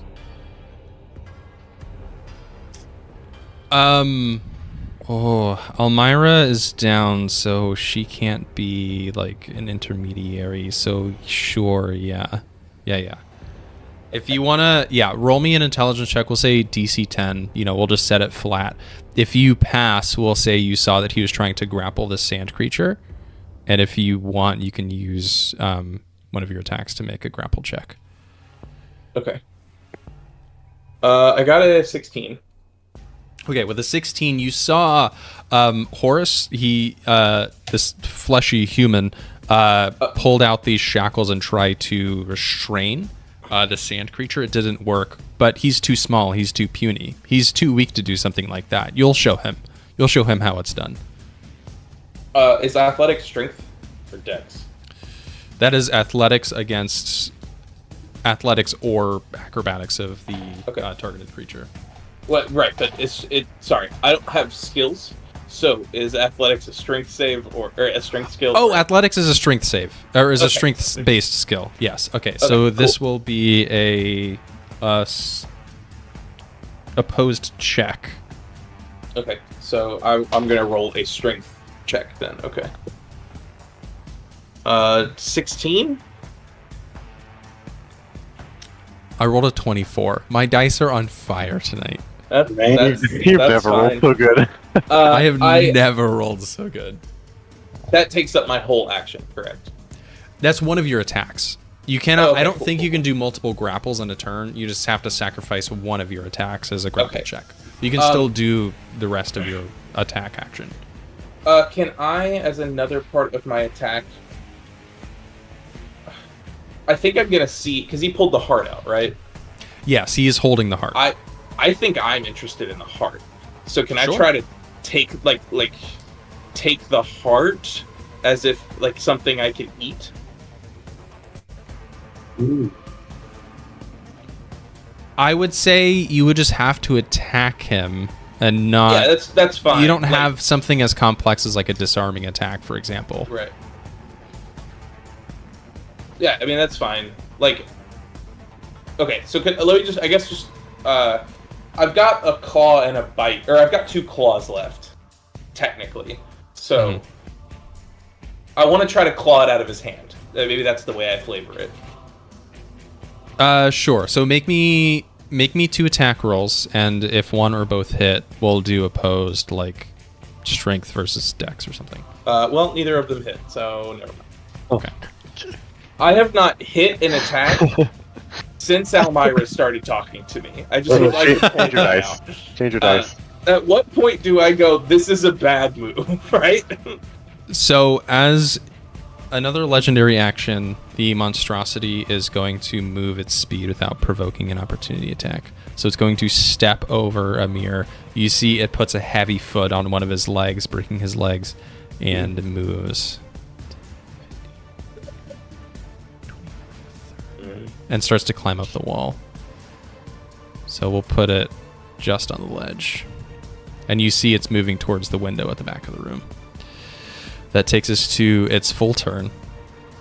It stands on this ledge and says, "Thank you for the pleasure of serving my master." And with that is going to take his full action and dash, crashing through the window. out into the desert. Damn. Ugh.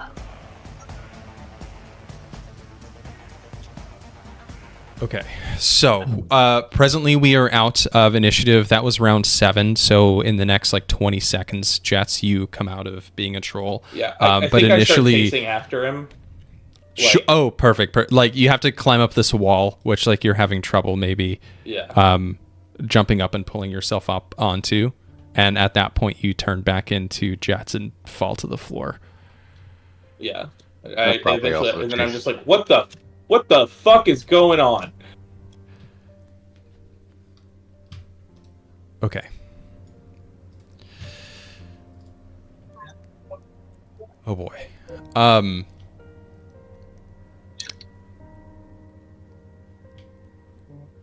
Horace, Anar is dying in front of you, and you see Almyre.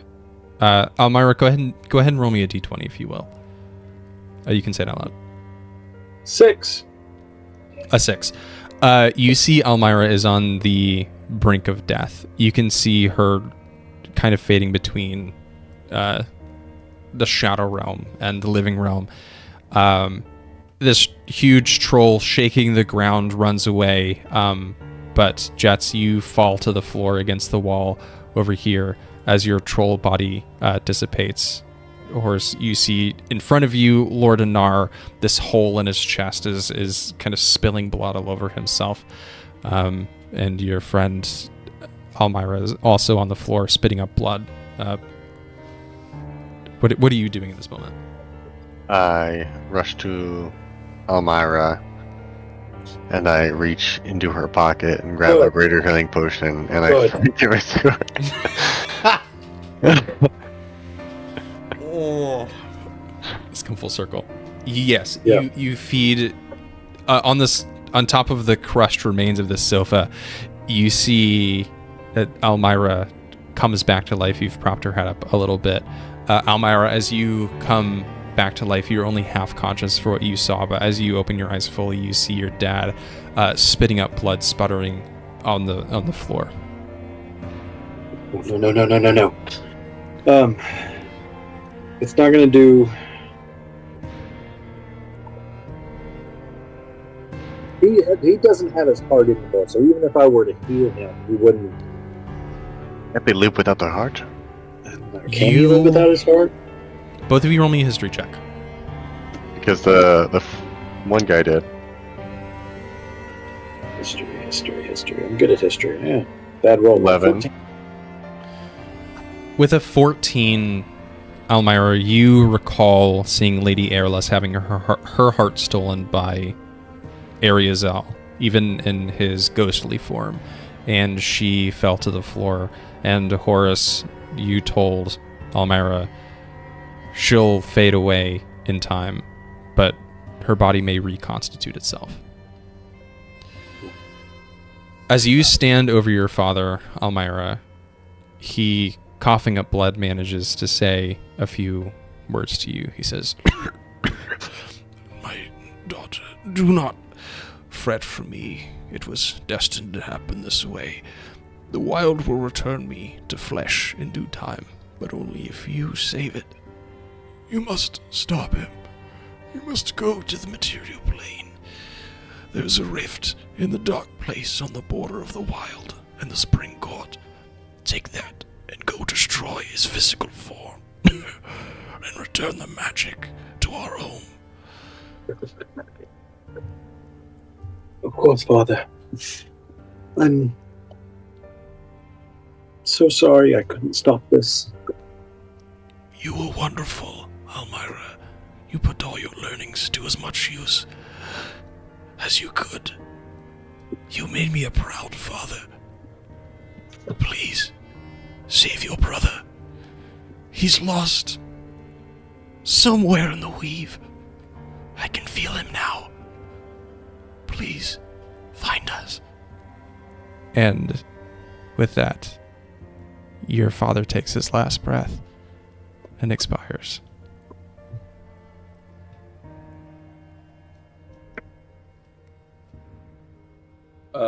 As that's happening, Can I be freaking out over Pascal? Yes. So, Jeatz, you return to your normal physical form, and Pascal is still on your shoulder. You can hear him crying, and okay, sorry, I'm rolling over here for no reason. You can hear him crying on your shoulder. Yeah. I think I like I wake up and I'm like, what the fuck is going on? And then it all kind of comes back and I'm like, Pascal, Pascal, Pascal, where are you? And and I just start grabbing around to find him and see where he's at. He's on your shoulder and you get him and he's in your hands and it looks like he's clutching his chest in the same way that Anar was. If you want, you may roll me a nature check or arcana check, whichever is better for you. Once again, stats I wish I had known I was going to need. Wait, nature or arcana? Yep. Okay, great. Because arcana doesn't fucking matter. That's a 5. I'm getting new dice. 5. Jesus Christ. You look at Pascal and all you feel is concern. You just want him to feel well, but you're so frazzled after turning into a troll and back again, and your friend's getting hurt. You just can't think straight in this moment. Pascal, I think I just grab him and just hold him close and just kind of sob a little bit. Mm-hmm.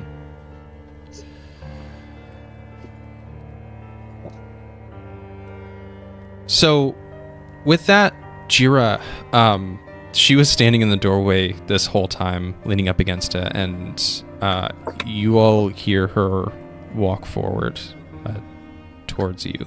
She says, "Is it gone? Is that horrible beast gone? Oh, my dear boy, my dear Nar, please don't tell me you've gone." And she walks over. You can see her hands searching for something to hold on to where she thought his voice was. Then she finds you, Horace. Is that you? No, you're much too tall to be a Nar. Tell me what has happened to my boy, my son. We both know. No, but Almyre's here. Almyre's still here. I'll hold on to her. I'll hold her hand on my arm. I'm so sorry, grandmother. We couldn't save him, but he mentioned that there was a rift, the border of the spring court, where we must go to the material plane and defeat this wizard. Oh, the border on the spring. Oh yes, the dark place. The dark place. That is where Indring died. Who? Indring.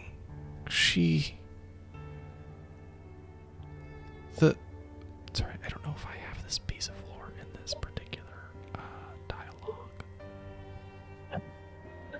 That Exurbia's daughter? Oh, yes. It is. She's known as Exurbia's daughter. She was secretive.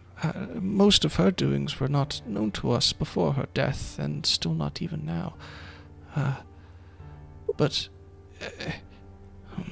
I wonder if it matters or not. Tell me, have you all heard of changelings? Yes. Yes. Can I hear that from across the room? Because she's old and I'm across the room. She is whispering. So roll me a perception check. Okay. You know, she has a weak voice. I'll turn off the super sad music and go with the. That's a 13. I'll have her roll a charisma. We'll say. Ooh, a She's got a Charisma. plus Charisma. 3 to see if she's speaking aloud. She rolled a 19. Yeah, I think in her sorrow, she's just kind of projecting more than she usually would. So you do Okay, hear this, Jeatz. Okay, so I'm going to kind of hearing that just go, what? And stand up and go. What do you know about? What do you know about changelings? Well, I'm sorry. Can we maybe take this somewhere else? Although I'm blind, I don't like the darkness that's happened here. I'm gonna start making my way over and go. No. What do you know? What? She seems taken aback. Give me an intimidation check. Okay. That's a 13 again. Okay. Yeah, that'll beat it. Oh, wait, she's do I get she's a- an elderly woman. She, Okay, cool. I think I might. It actually might be a 14, but that's not the point if I won already. Yes, it'll still pass. She says, Yes. Well, this Indring, she was secretive. Again, the daughter, so to speak, of Exurbia herself. She was a secretive one, but and this is largely conjecture amongst the lore keepers, so we cannot verify this as fact, but we believe that Indring is the mother of changelings. They were plentiful once you see these changelings, but their numbers dwindled after her death. Wait, what do you mean? There's changelings aren't. I don't understand. Changelings aren't plentiful. Which is why it's I've only met conjecture. one in my life since. I think I've known 4 total. What do you mean? I don't understand. We don't either. It is lost to history. I But this dark place that Anar spoke of, if there is a portal to the material plane, you might find more answers. Can I do like a history check to see if I had ever been told stories about a dark plane or any of this history in like mother telling child form? you may. Yes. I've never needed a better role in my life.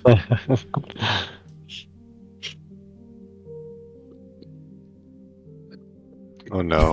No. Anyway, Oh no. I got Can I use the help action? Unless you have proficiency. Oh my god, does Almyre have proficiency in history? She fucking Yeah, better. I do. Yes, I do. Yes, then you may re-roll. Almyra, you Good start to speak up. You have studied the histories. You were once perhaps supposed to become a lore keeper, so maybe you've heard of something to remind Jeatz. Oh, that's a 15. So that's a 17 total. This dice is also DC really hard to see, so The DC was quite high. okay. So what you do recall is your mother. You are very young, and so the name Indring conjures but one memory. Your mother was cooking one day, and she seemed desperate to get the bread right this time. And you recall her saying, "Bless Indring, the All-Mother." And I'm just gonna, okay. Under my breath, I just go, what did you know? And then go back to, I didn't go silent. No.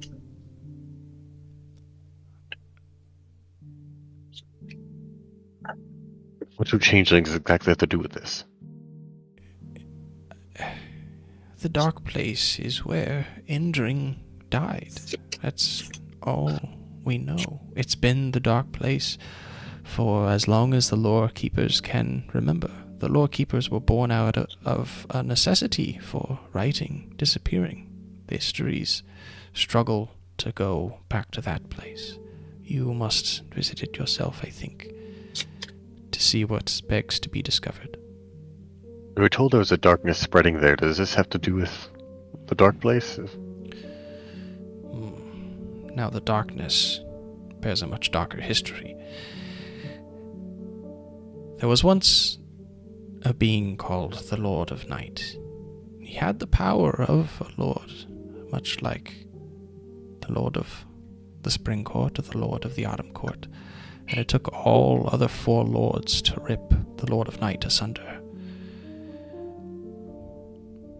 If you hope to destroy whatever this darkness is, I think you might need all 4 hearts to do it once again.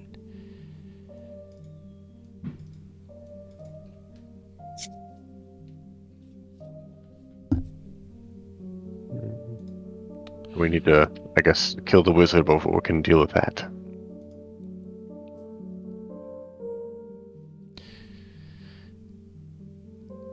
I go at her and go, what are the 4? Where are the 4 hearts? I know Lady Airless and then Lord Anar. Like, what are we missing? I think the wizard has all 4 now. Isn't So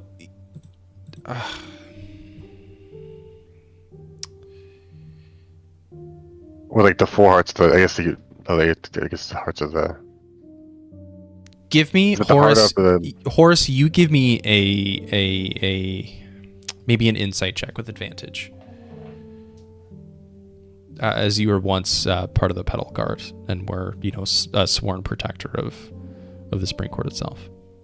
Second time I've rolled both same number on both dice. That's a 15 total. Okay, a 15 will do it. So, while you're not sure of the location of now the heart of the Lord of the Summer Court, the heart of the Lady of the Winter Court, or the heart of the Lord of the Autumn Court, you do know, however, that a Fey Lord is incredibly powerful, and having been part of the Petal Guard, you know that when prepared, a Fey Lord or Lady can hold out for an incredibly long time. And while you have heard devious things about this darkness growing in the Spring Court, you feel confident that the Spring Court itself is at least holding out for now. And also, you remember that the wizard had a plan for the Spring Court, but did not admit to having custody of the heart of the Spring Court. What would you say we know about the hearts? About him having the hearts? He has 3 of the hearts. That much you know for sure. Yeah. Now, So he just you're needs that unsure Spring about Court. the Spring Court heart. Yeah. Okay. It's like he has 3, but we still don't know. I guess we're still waiting on Bronto from the Spring Court if he has any more information. Or we could just travel there ourselves.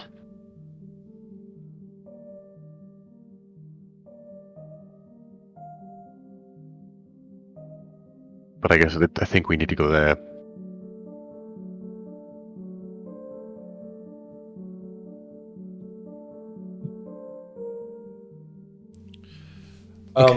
Can I look at Almyre and I go, Almyre. Well, maybe I don't ask this as a dumb question. Maybe I should ask if I would have the insight to know if this is a dumb question. So, thought process. If Lord Anar was a greater Fey, would that imply that his offspring also have some kind of Fey heart abilities? Or is that... how does that work? Would I know how that works? Almyre, roll me a history check. You can do so with advantage. Good, because that was a 2. Well, that's a 4, so that's an 11. You were not so concerned using about how... inspiration. Oh, okay. Double advantage. Oh my god. It's a 5, isn't it? It was a 1. Oh, good. Oh my god. Almyre, Two for you were not so concerned about the Fey heart transference. Your father spoke idly of him passing on soon and your brother Emir kind of taking the mantle of the Lord of the Summer Court, but you never were interested enough in any of that to understand how one might transfer the ownership of a Fey heart of a lord or lady to another.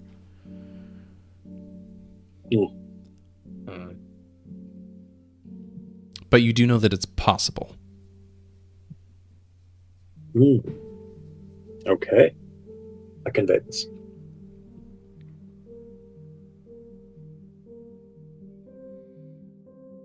Okay. Well, then I'm gonna just look at Almyre and say, well, Almyre, I don't know much about Fey hearts and how all of this works, but do you think that there's some kind of connection you might have? That, I mean, if your father had a major heart, then I would assume some portion of that power exists within you, correct? Like,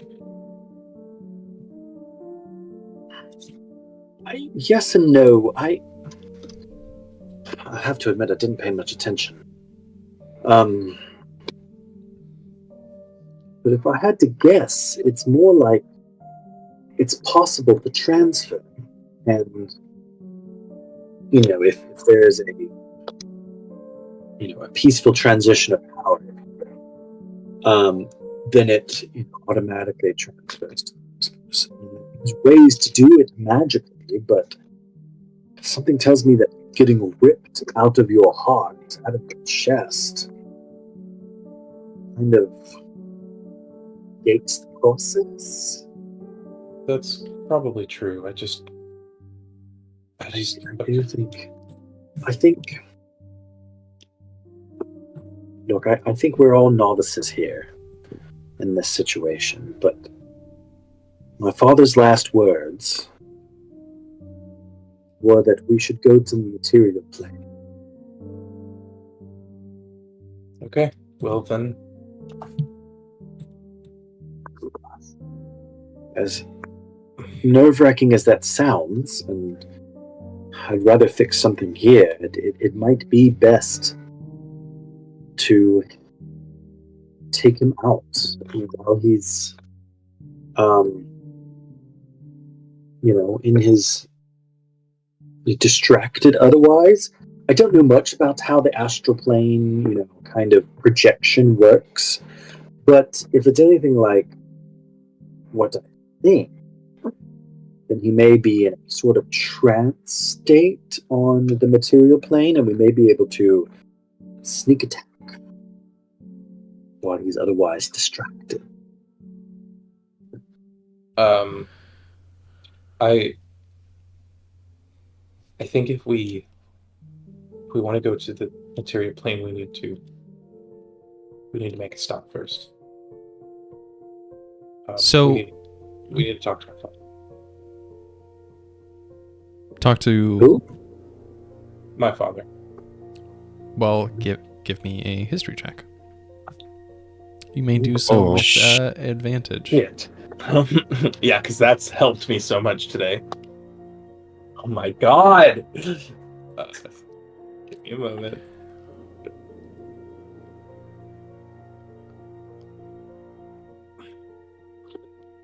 Thank you. Where's my damn character sheet? Why do things keep closing? What the fuck? Oh, that's why. It was a 19 on the dice. History is plus 2, so 21. With a 19, you recall all throughout your childhood your father trying to remember the names of his childhood friends. And at even a certain point, he couldn't even remember where he came from until all of a sudden he didn't talk about the material plane at all. Exurbia wipes the memories of any realm outside of hers. But as you say this and start to recall this information, it's like, we should talk to my father. Oh, but no, he seems to always forget about what's happening. Jira speaks up and says, why would you need to talk to your father about the material plane when I am blessed by Exurbia to remember it? Cool. But actually, no. We'll play this out before I move on to the next thing. I look over at Grandma. Go, your family. You deal in time. Do you think that if I could bring my father here, we could go there? We could reverse some kind of effect that may have been done on his memory. Like take him back in time, or at least mentally. I am gonna roll a history check for Jira, to which he has a +5. That's it? Well, I'm kidding. a +5 is pretty good for like a relative commoner, you know. She's a lowerkeeper. I rolled a 14. Exurbia, it's unclear exactly how she enacted her magics to wipe the memories of others. We, lore keepers, are exempt from the same sort of wiping. How it works, Exurbia was understandably not as forthcoming. I do not know if these memories are suppressed or if they are rewritten or deleted. It's unlikely, perhaps, to think that bringing your father to the material plane might have him regain his memories. It might be more like an amnesiac being reintroduced to his life and it causing him more confusion than it helping. See, do you think we momentarily could go back in time and speak to my father in the past? Can I do a what is it when I'm trying to hide something? Deception? Can I do a deception roll? Yeah. I don't know what you're trying to deceive her of, but yeah. I will tell you if she rolls a high enough insight. Okay. That's the bad dice. She only rolled an 8. Oh well. No. Oh, I have a +6 to that. I rolled a 10. Okay. My Yeah, God. so what are you trying to deceive her of exactly? I will message you. Oh, jeez. Okay. Yeah. On Discord, I presume. If we can't bring his memories back, maybe we can go back to before I was born or early on and learn more where the memories currently are. We don't have to. We would be going to there though. We wouldn't be bringing them here. We could. That should surely keep some kind of time laws in place. Correct? As you are speaking of time laws, you see this bit of sand float into the room, and god damn it, I can never fucking remember where I keep the picture of this motherfucker. God. Okay, if this isn't who I think it is, I have a really funny joke, and I'm really mad that you did this before I can make my joke. Okay, there he is. He just doesn't look like... Okay, I don't know why this thing is always so fucking huge. As you were talking about time, this bit of sand floats into the room, and the Weave Warden is cursing to themselves. God damn it! I had a bit, Avery. God damn it. Oh, God's above, he's done it. Oh, God's above, he's done it. He's really trying to destroy the whole plane. Oh, no, sorry. You weren't supposed to do that. He disappears into a pile of sand and reappears. Speaking of time, Oh, you can't. No. You don't get to show up. This is. Listen, what do you we mean? have more. No. You let me talk. First off, you watched all of this. You watched this. Where's our chicken nuggets? The chicken nug. Where? Oh no! There Where are are there you? were There were 2 bags at the store, but I only grabbed one. Oh, Damn it. Okay, fine. I only fine. have the French fries. Listen. I have a solution to your problem of constant and poor customer service. I need you to take us back.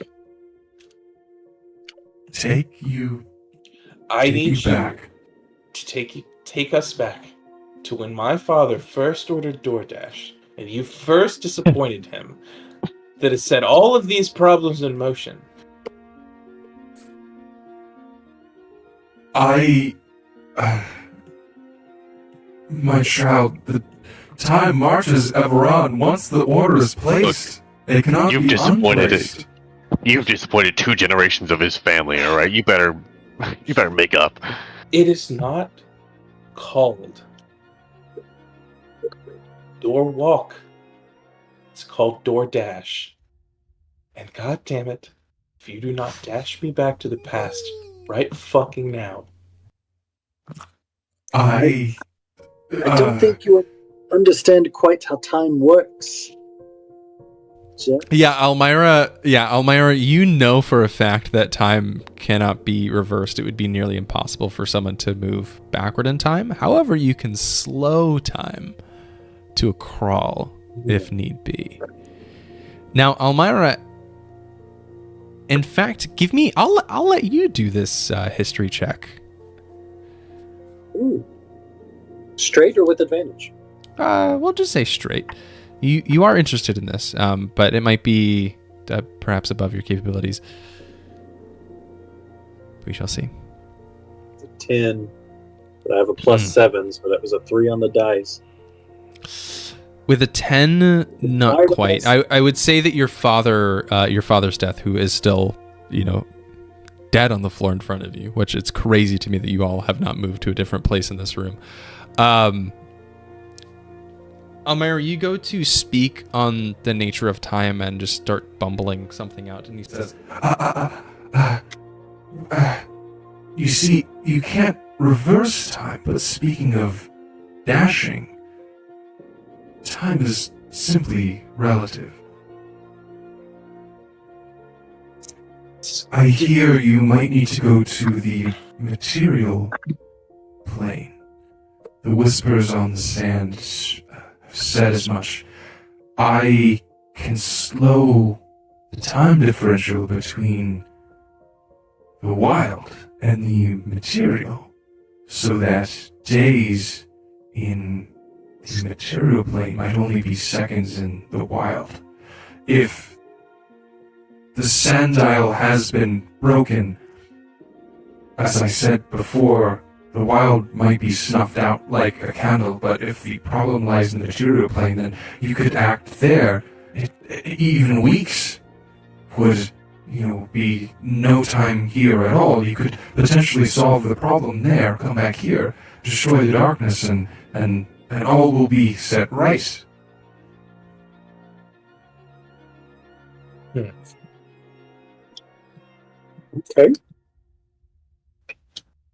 Seems Now, reasonable.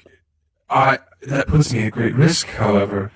If I do change the time differential, it's something that the wizard would notice nearly immediately, and so he might come after me. He's nearing the power of a god, having 3 Fey hearts, perhaps even 4 if the spring is unaccounted for at this point. But I am willing to put my life on the line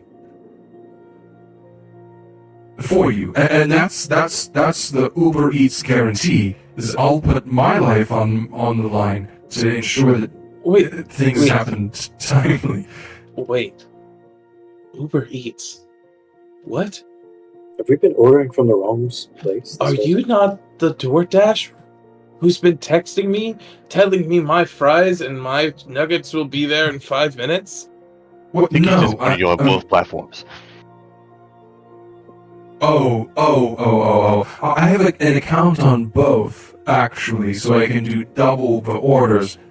Boy, So I can do 2 deliveries at once. You barely Obviously, can it's do not 1 working. delivery. What do you mean?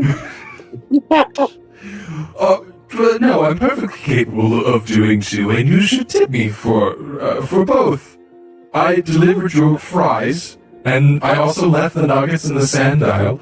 In fact, now that the sanddial is broken, I bet if you go back, there's a bag of food in there. How about that? Well, wait. So you're telling me that you altered it to where there was food in there?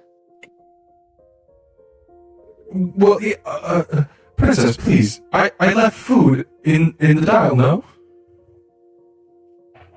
Yes, the burger. Oh, it was a burger. Oh, I knew I messed up. It was supposed to be Listen. nuggets. Listen. At this point, we just. We'll move to Grubhub, and we won't have this problem again. Let's just move forward. I'm not on Grubhub. So Even perhaps better. this is the last time you speak for quite a while. He says that, but we're gonna find him somehow on it. I feel that's just not true.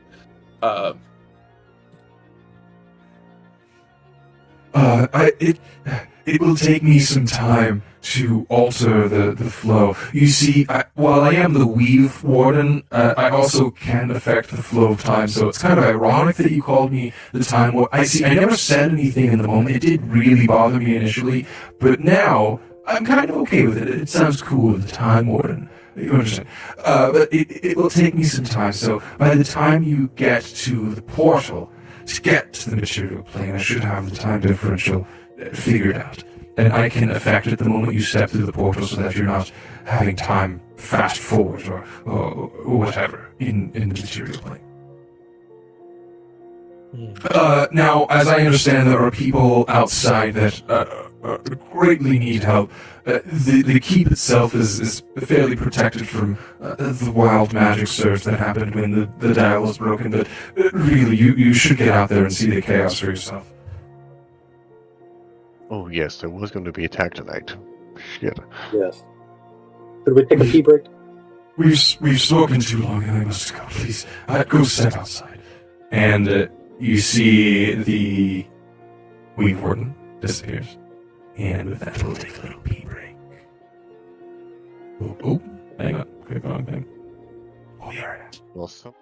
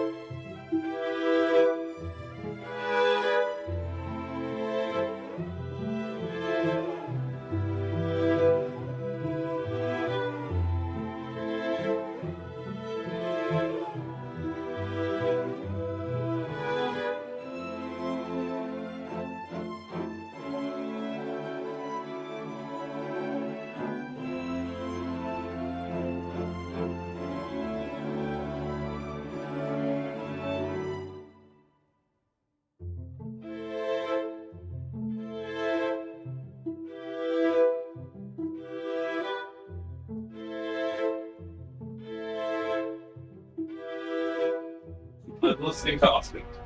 And it was Did you sell your headset on, Caleb? Oh my god. Now I do. Okay.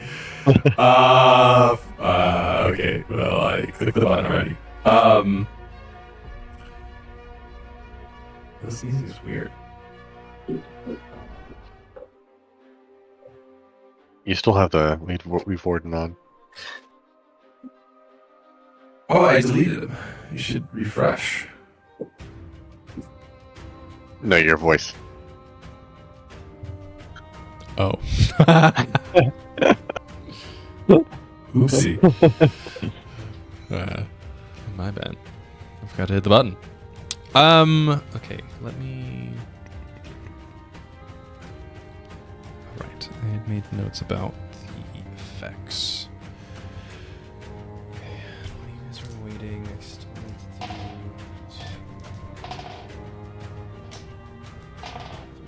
do... Okay.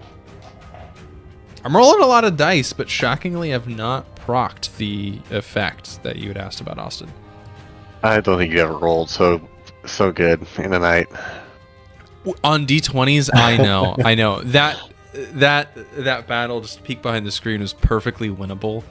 Now, I did play a very intelligent monster, and I used a stat block which had a lot of movement without proccing proximity attacks, because I knew, attacks of opportunity, because I knew you would try and move around Anar. But ultimately, that monster's only goal was to kill Anar, steal his heart, and leave. Which is why I sicked such a high CR on you guys, because it was not meant to attack you. It was meant to attack him. It probably didn't help that I was a fucking troll the whole time. Oh, absolutely not. If you weren't a troll, I think you guys would have easily had won that fight. Can you tell us how much health he had left? The monster, he had 63 hit points left. Which, if Jeatz was not a troll, he could have easily had done a considerable number. I went through 5 turns. 3 of which I never hit. Exactly. One of them I did 7 damage. So blame it on that damn Wild Magic Surge. Does that count as my Wild Magic Surge, or is that just a random thing? No, that was just at the start of your turn. Your surge did not reset. Okay, that's fine. Okay, so now that we're all back, the Weave Warden has implored you all to look outside and look upon the chaos that has ensued. So, do you all walk outside? Do you want to stay sheltered in here? That's up to you. Let's take a look. Okay. Yep. So first, Almyre, since you have taken a moment, why don't you give me an Arcana check really quick? Oh. I'm sorry, I punched my microphone. Arcana. That's a 23. Okay. With a 23, you feel the magic in the wild has drastically shifted. You feel that time is all over the place, and even wild magic is kind of happening in these small spurts, and like it's only a matter of time before it happens to you. So I will give you what I was rolling for that so many times. So let me get to this table. So every action taken in combat or spell cast outside of combat will result in me rolling a D100. The roll is done at the end of the turn or at the end of the spell being cast. Enemy creatures do not proc this roll. On a 99 or 100, you will proc a... how do I call this? You'll proc a time or wild magic related effect, at which point I'll roll on a table to see what happens. So you have a 2% chance effectively on every time you take a turn in combat or when you cast a spell outside of combat. Cantrips included. Okay.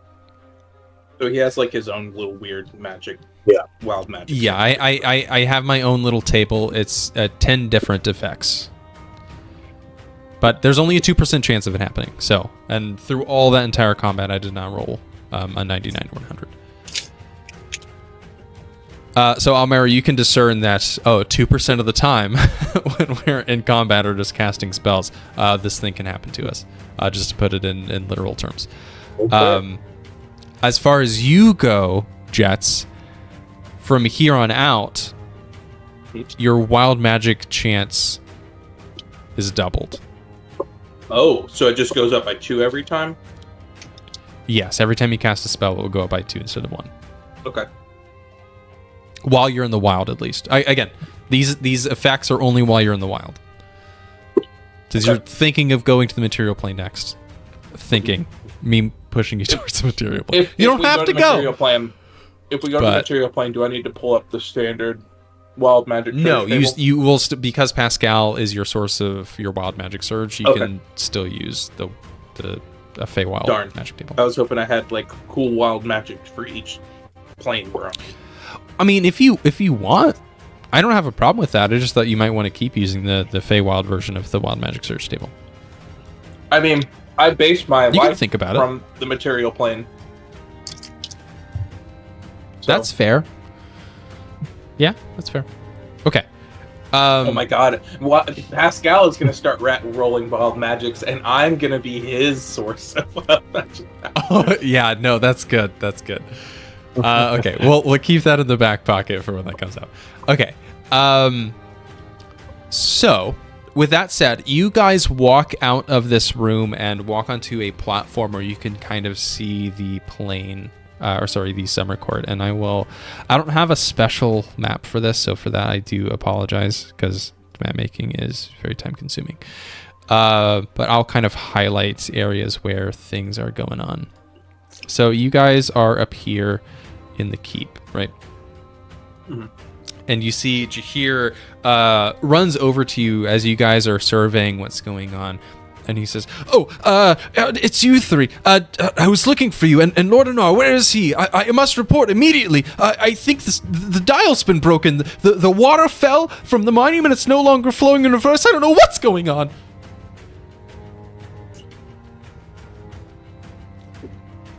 Anar is gone.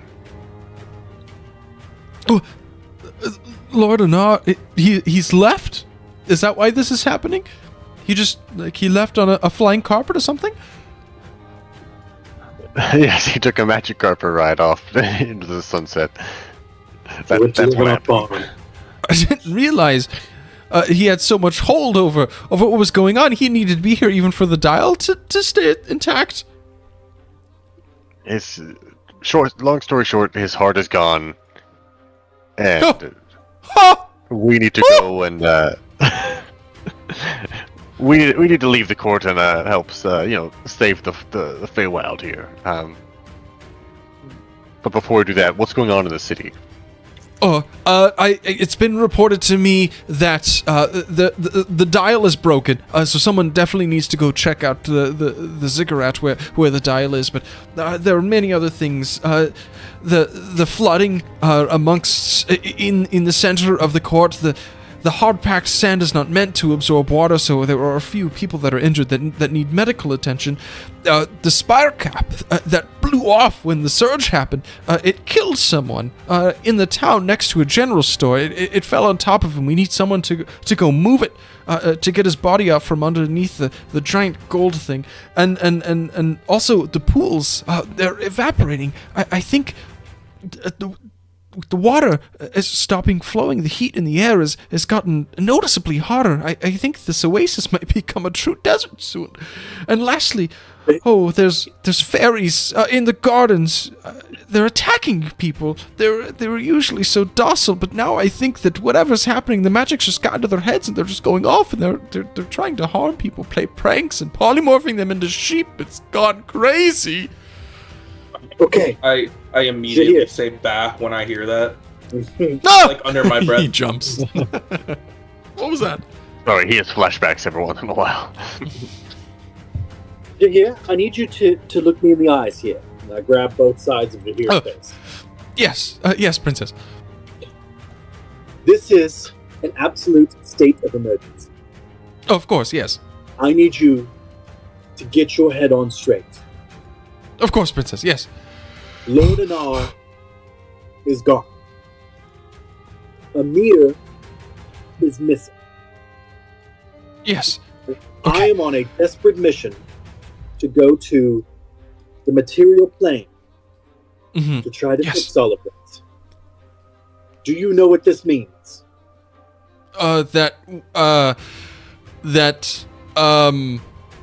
Someone needs to be in I charge. know on the side. You're in charge, buddy. It means you're in charge. Oh! Okay. Yes. He takes a few deep. Keep it on straight.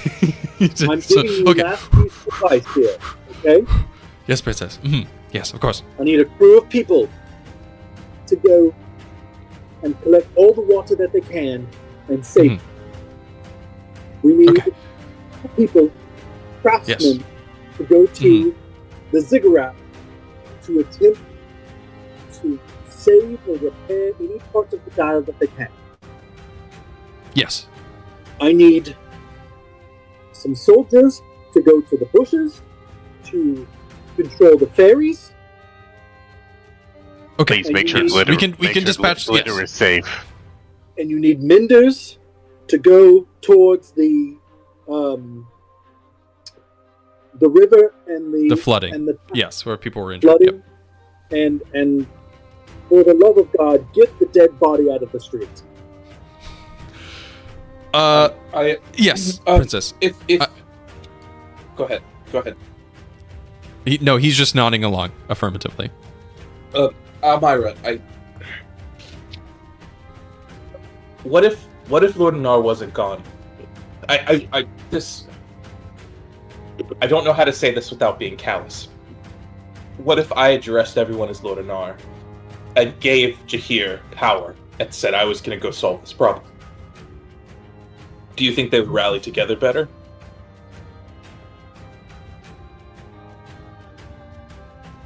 That's worth a shot. Or look at Jahir and go, this stays between you and us, and you're going to want to do something about the body that's back there of the Lord. And I turn into Lord Anar. Jira hobbles out of the doorway. Between me two? I laugh a little bit and I go, what you can't see can't hurt you, right? And I turn into Lord Anar. And then Can you see if he turns into Lord Apenar or Lord Anar? yeah, I turn into Lord Apenar. You have a little extra hair. Yeah. It's hidden behind your beard, but you have a little extra chest hair. No, I turn into Lord Sheepnar, actually. Wait, I mean... okay. So there was a parapet out here just above the gate that you can stand on. And you see Jahir nods and stands beside you as a lieutenant.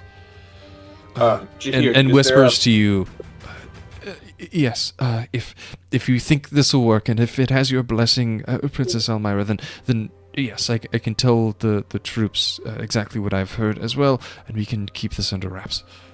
Right. We may be able to bring him back once we solve this problem. So, unless we fail, we can pretend this never happened. Jahir, Almyre, how would he address the people of the Summer Court? Both in language and in actual physical, is there a microphone style thing? He would use magic, some sort of thaumaturgy to cast his voice for sure. And Almyre, you would know that he uses some flowery kind of language. Is there and something speaking like, to the superiority of the Summer Court, but subtly? Yes. Is there something around here that like I can speak into that did it for him, or was it all like natural? Oh, of course not. No, it's all from himself. Cool. I look over to the grandma that I can't remember the name of right now. Jira. Jira, and go, I unfortunately don't have the ability of Lord Anar, as you know. Could you assist with Of making course. my voice? When Anar was young, I would always cast thaumaturgy for him to cast his voice out bigger than it was until he learned it for himself. So of course I can do that for you, sweetie. Can I try to learn thaumaturgy as she does that? Give me an Arcana check. We'll say DC 20. Okay. Since you're not a wizard, it's not as easy to learn a spell. Yeah, no, I understand. Do I have a plus 12 in Arcana? No, I don't. Never mind. Okay, cool. So I watch her cast it, and I'm just like, oh god, I wish I could do that. And I try it. So I step up. And I go, Almyre, any last things I should know before I address everyone?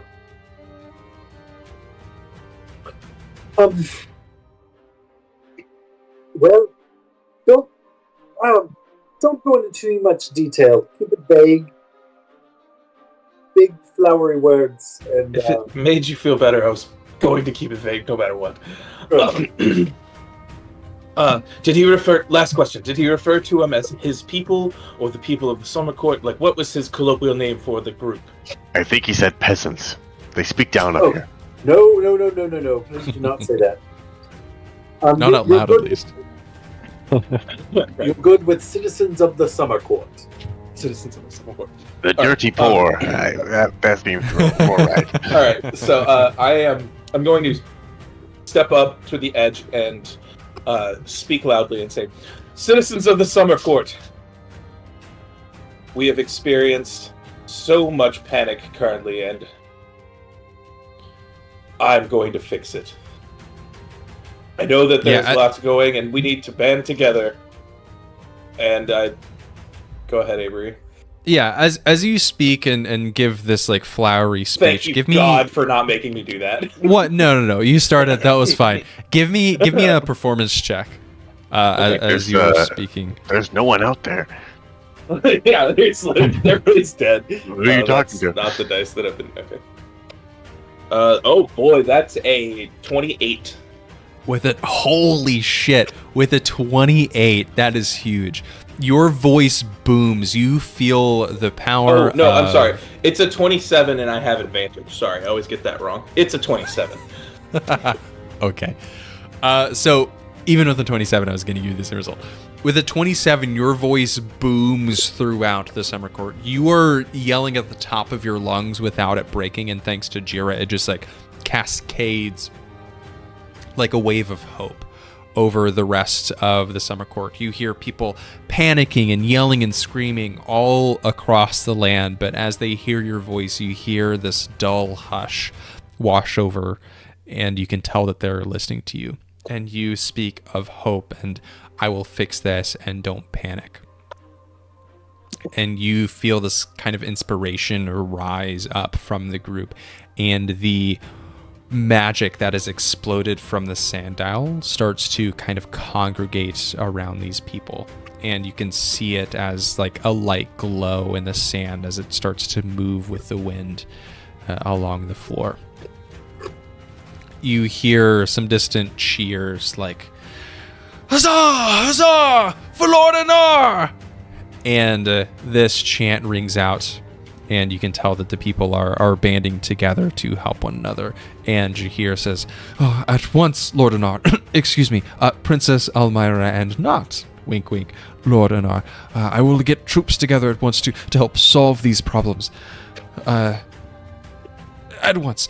And he bows once again and leaves. Now, with that said, all of these issues that I have listed are things that you can interact with if you would like, just to lay that out there. As part of my speech, I basically want to say, I'm gonna go solve the problem, so I won't be here. And Lord Jahir is in charge. Oh, you want? Gone. Yes, I understand. Okay. Yes, so I don't want people to be like, "Where'd he go?"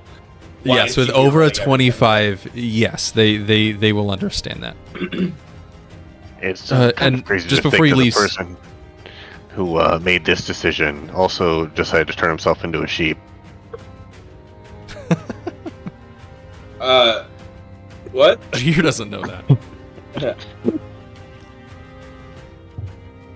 Okay, so with that, the people's, I mean, they already saw Jahir as a leader despite him being a bit of a bumbling fool. You know, the royal family of Lord Anar and Allura and Amir, you know, kind of deflected any sort of tomfoolery that Jahir got himself into. But, you know, he got himself into this position because he was actually good at what he did anyway. So, with that, you see him take on an air of importance.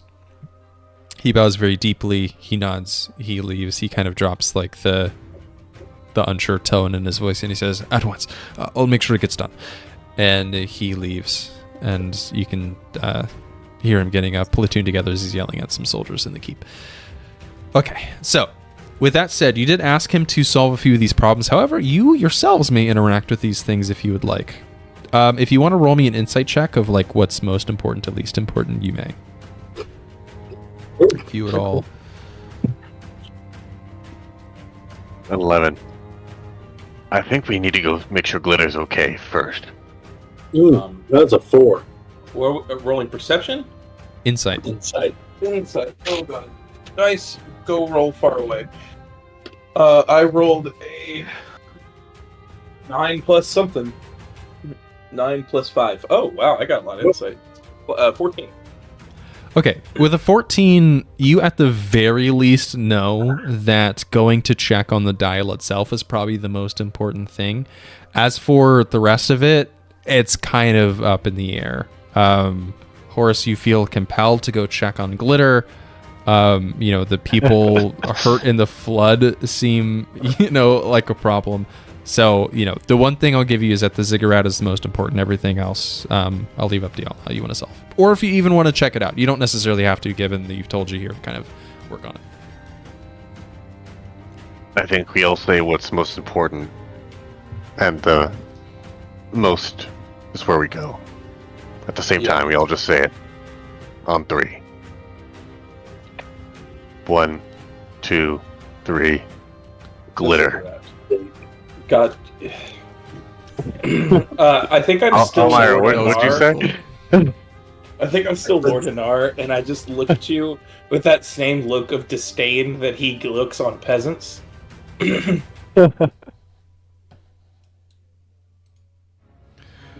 Oh my Should god. we go Okay. check the ziggurat before we go? See if there's anything we can do to kind of repair? You're right. It's more important. I don't know that. Honestly, we should go to the store and see if we can get some items. No, I'm just kidding. Wait, we gotta check on the birds first. Maybe he's got more. I'm still waiting for my DoorDash. It's not coming. Let's go. Okay, so Let's where just go to the where do you guys ziggurat. want to go first? Okay. Yeah, I think we were up on the balcony, right? So we still have to like walk through the actual castle. Yeah. Okay. And as you walk through the keep, you see Jahir getting some people together. You see him talking to like a medic, only one in a corner, very quietly. It seems like perhaps Almyre. What's your passive insight? My passive insight? Oh, 11. 11. It seems Jahir maybe has a will they won't they kind of relationship with this medic. Perhaps he trusts her, at least he trusts her enough to give her perhaps maybe the news of your father being dead. You're not really sure at this point, but that's the kind of vibe you get as you're walking through the keep. You guys walk out the front door, you hear people panicking at least a little bit, but the troops are now out in force, and there's some morale among those that are not hurt, that are helping those that are, and leading the children away, making sure that they don't see anyone injured, kind of protecting them from any unsightly things. That said, you guys are going Jeatz to still an R? Oh, that's a good question, Jeatz. Well, that's why I was asking. Is I wanted to know if I could safely turn back into Jeatz after going into the. Oh yes. Jahir left. I mean, he knew what was going on. Jahir left. Jira obviously did not see that you had turned into an R before using his voice. Your secret safe with Jira. But yes, you can safely turn back into Jeatz without anyone seeing you. The parapet you were standing on, was for royalty only, and or high level guards. Cool. Then I will turn back into Jeatz. Cool. As you are walking, I want to make sure I do it in front of nobody. That you specifically mentioned the medic, so I'm going to wait until. Yes. No, you definitely did it in front of nobody. I was definitely not going to punish you for that. Don't worry. Thank you for your due diligence. With that said, you guys are walking out of the keep. You're walking by the spire. You see there are some people that are injured. They fell over. It's mostly elderly people. If you want to help them, you can, but you know that there are going to be some forces along their way or along to help them. If you don't want to stop, hearing nothing immediately, you guys can head on to the ziggurat. There. Okay, so... I said to the zig. Okay, so you go into the ziggurat. You head up this staircase and go into this the massive set of doors you would normally walk through, but they are torn open. One of them is laying flat on the ground. The other one is broken off of its hinges. You can see this huge metal pin is bent as it was ripped off by the immense magical surge that happened. As you look around, you see on the ground are a million different shards of glass. And the sand on the floor is the remnant of the sands that were in the dial itself. Everyone go ahead and roll me a perception check or an arcana check, but tell me what you roll. You said perception or arcana? Mm-hmm. I'm rolling arcana. Same. I got an 11. 15. 8 perception. Okay. With a 15, Almyre,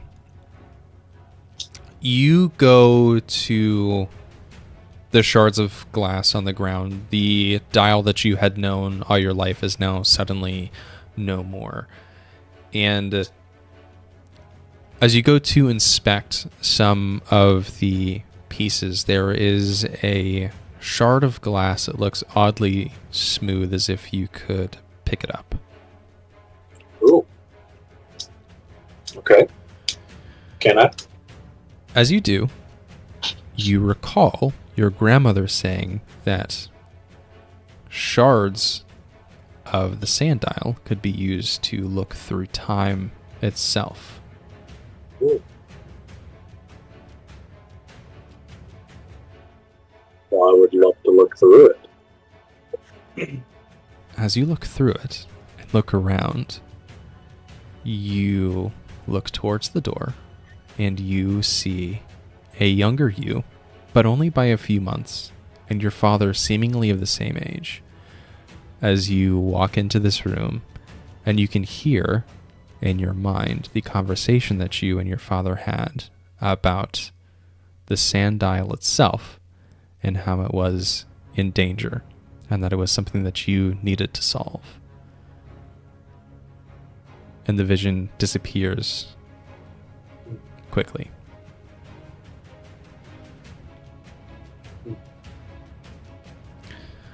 But as you looked through this piece of glass, you swear that it was real.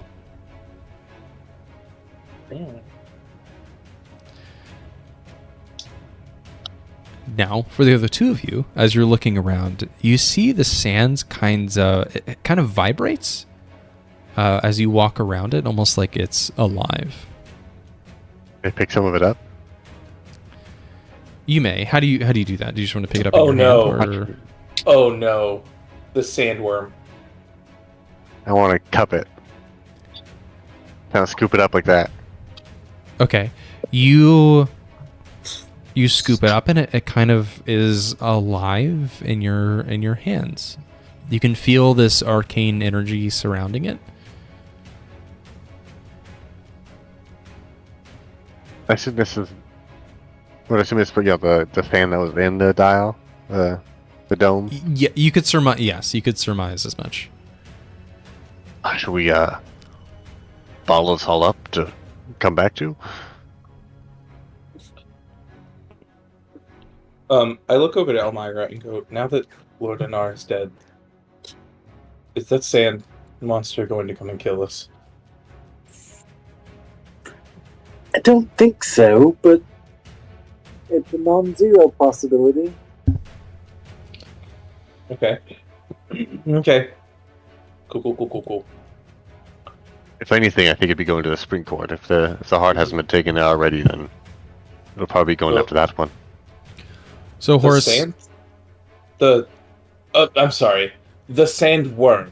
The thing that almost killed us on the way here. Oh, but I think that The was an electric actual creature. sand. The eagle. electric sand. Yes. Yes, you're right, Horace. Hit That a was a real barrier. creature. That was not made of sand. Hit a barrier that is probably down now, Oh. I'd assume. Sandworm 2, electric cougars. I guess I'm not sure if that would, Actually, as Almyra. you ask that, Jeatz, Almyra, you notice that the sun is going down. It's a little late in the afternoon, and you would know that the electric eels become docile afternoon.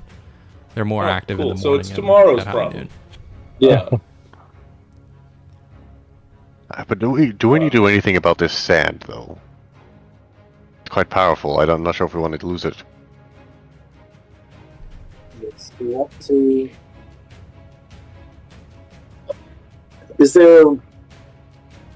Are there enough shards where we could, like,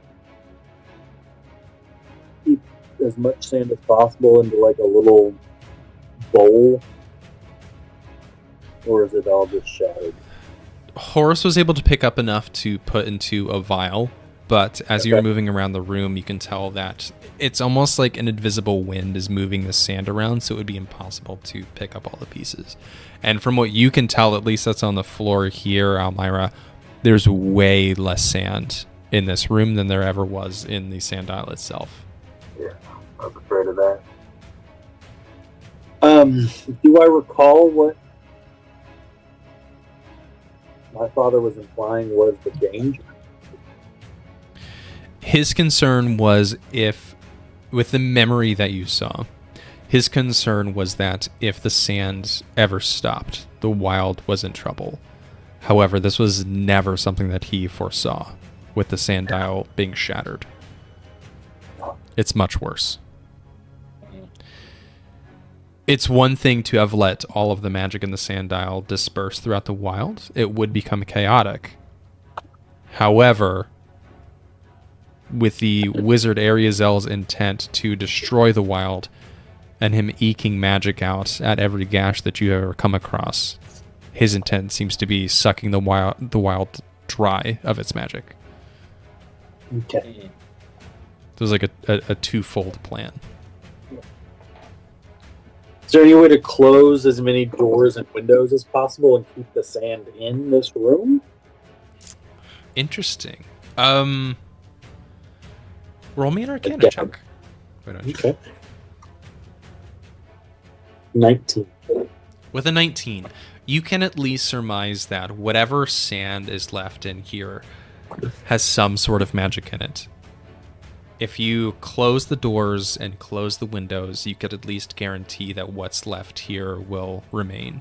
Perhaps you can rebuild at a later point. Yeah. If your only goal is preservation, this is the first and kind of only step. Okay. If you would like to do Gotcha. that. Yeah, let's Now, do that. the massive door is broken open. This huge iron Yeah. door that protected the sand dial from intruders. The magic spurting out of the spire made short work of that. So if you have a way around that, you can. But otherwise, it's going to remain busted open regardless of How how you big? touch the windows. At least 20 feet tall. Okay, never mind. Yeah, no amount of mending will fix that. No way to put it back together. I don't have a mending spell. I pour a greater healing potion over the glass. I I mean, if we can't do anything here, I'm not sure.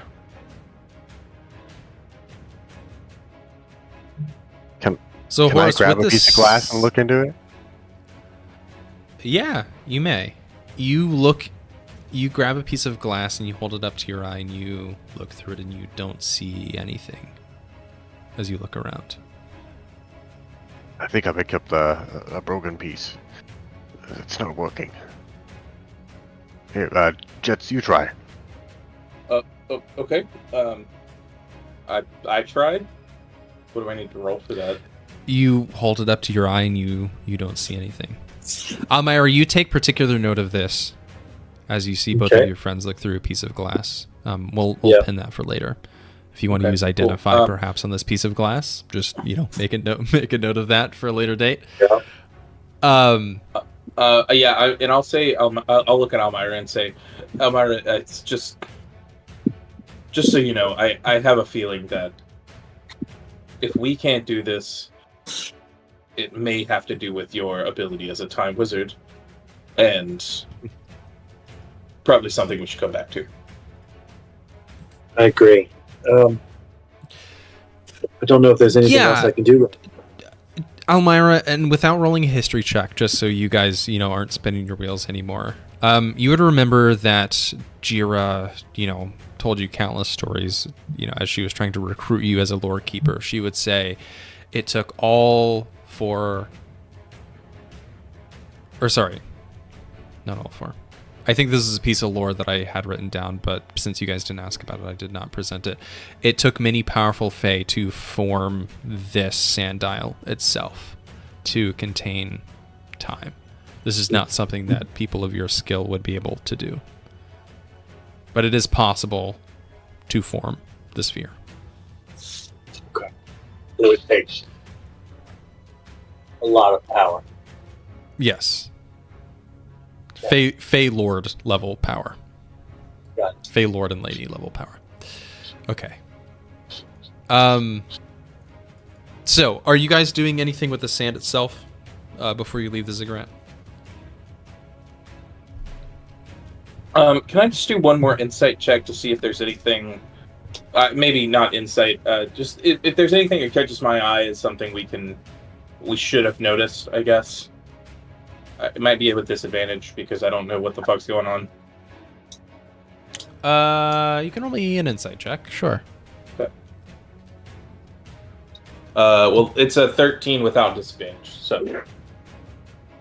Then you don't really notice anything else. Okay, cool. Can I secretly Almyre, try to snort some sand? See if it does anything? you want to snort some sand? Oh, interesting. Shit. Give me a con save. Oh my god! If snorting sand was the solution, I'm gonna lose my fucking mind. Also, while he's doing that, I'd like to specifically say that we picked up the shackles. Oh yeah, no, I wasn't gonna have you remove them from here. That's a 19. Horace with a 19. You snort a little bit of sand, and you notice Almyre and Jeatz are frozen in place for a brief moment before you notice that they start moving again.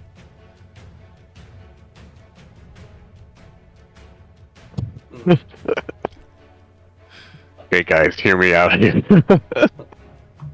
I just snorted a little bit of sand, and you guys did like everything in the room freeze. Yes, everything. It's like time froze for just a few seconds.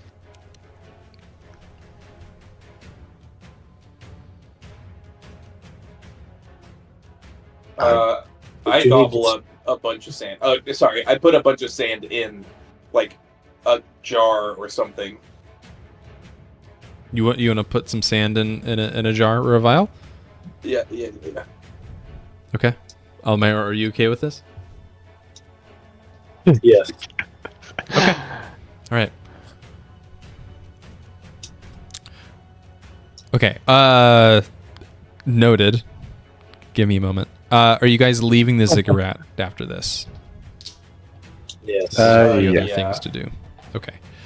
So, as you leave, you notice that there's a bunch of people helping out. However, there are the gardens to the south, or you can move to the other side of town to where like the more residential and like more firm general stores are, if you'd like to do that, or you can hope that Jira has it solved. The sun at this by. Can we just kind of stop by and see who needs help, or to see if Jira is like people have gotten there yet? To where? The flooding, the gardens, the dude that got crushed probably, by the top of the flooding is probably the scariest one, right? There's just people injured. The flooding has subsided after you guys have spent the time in the ziggurat. So it's more that people got like pushed over and like broke arms or whatever. I think we have to go to the town or the gardens. Yeah, you definitely don't have time enough to do it all. So let's split up then. I'll go look at the water. I've got a fancy cantrip that might be able to help. Okay, yeah, sure. If you want to split up amongst the three, yeah, you totally can. I totally allow that. So I'm running to the water. Okay, so I'll make sure that Jeatz, you are at the medicine checks. Thank you. Who's going to town and who's going to the gardens then? Horace, I assumed you would go to the gardens to check on glitter. Okay.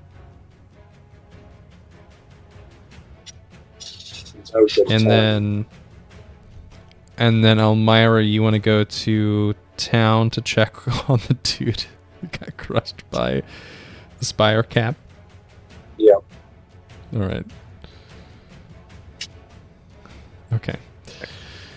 So, let's roll initiative on this to see who goes first. Oh boy, that's a dirty 20. 8. 22. Of course, the rolls that don't fucking matter. Okay, so we'll start with Almyre on your 22. You rush across town, and we'll just, for whatever reason, you have this dog in you that you're just sprinting across like this really shallow water.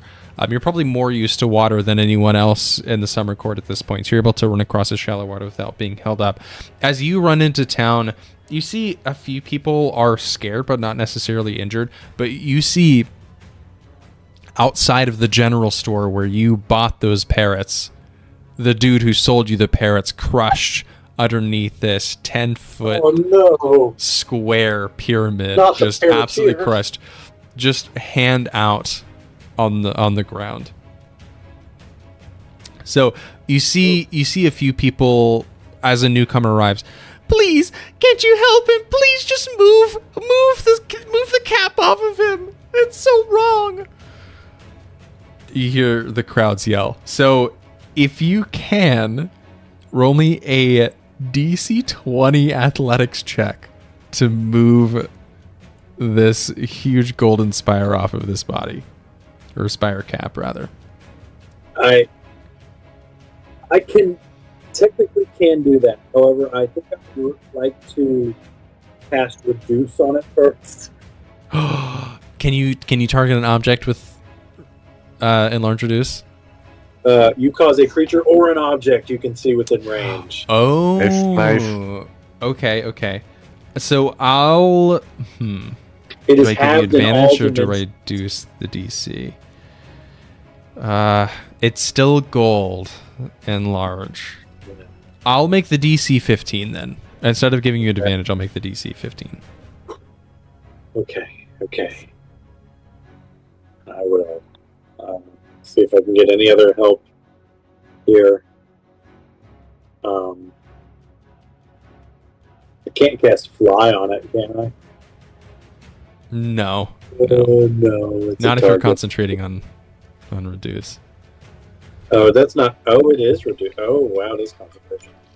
All right, let's do this. Come on. All right. Got it.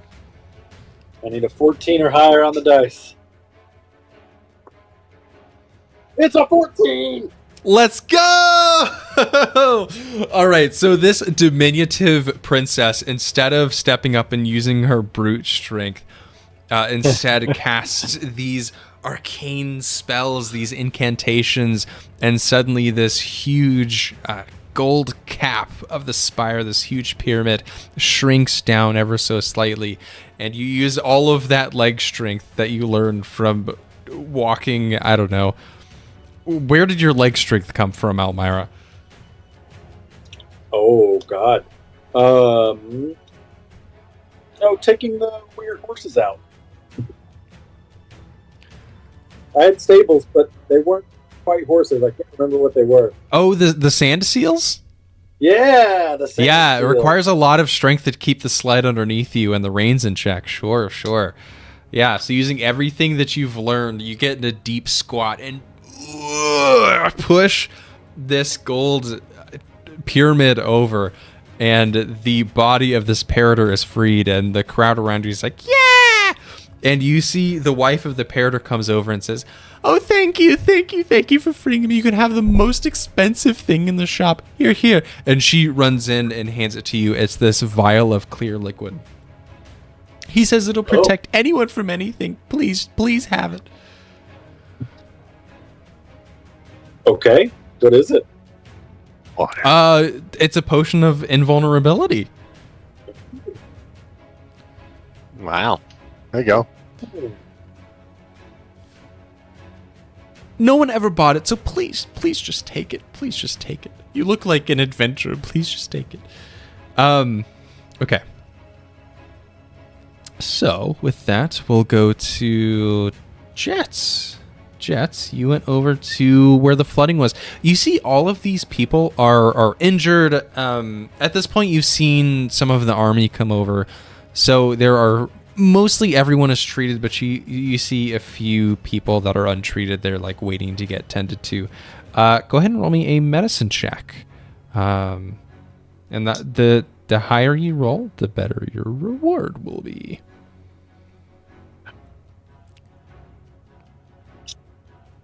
Um, 11. Jeatz, not Almyre. I'm Yeah. muted. I'm so Not me. sorry.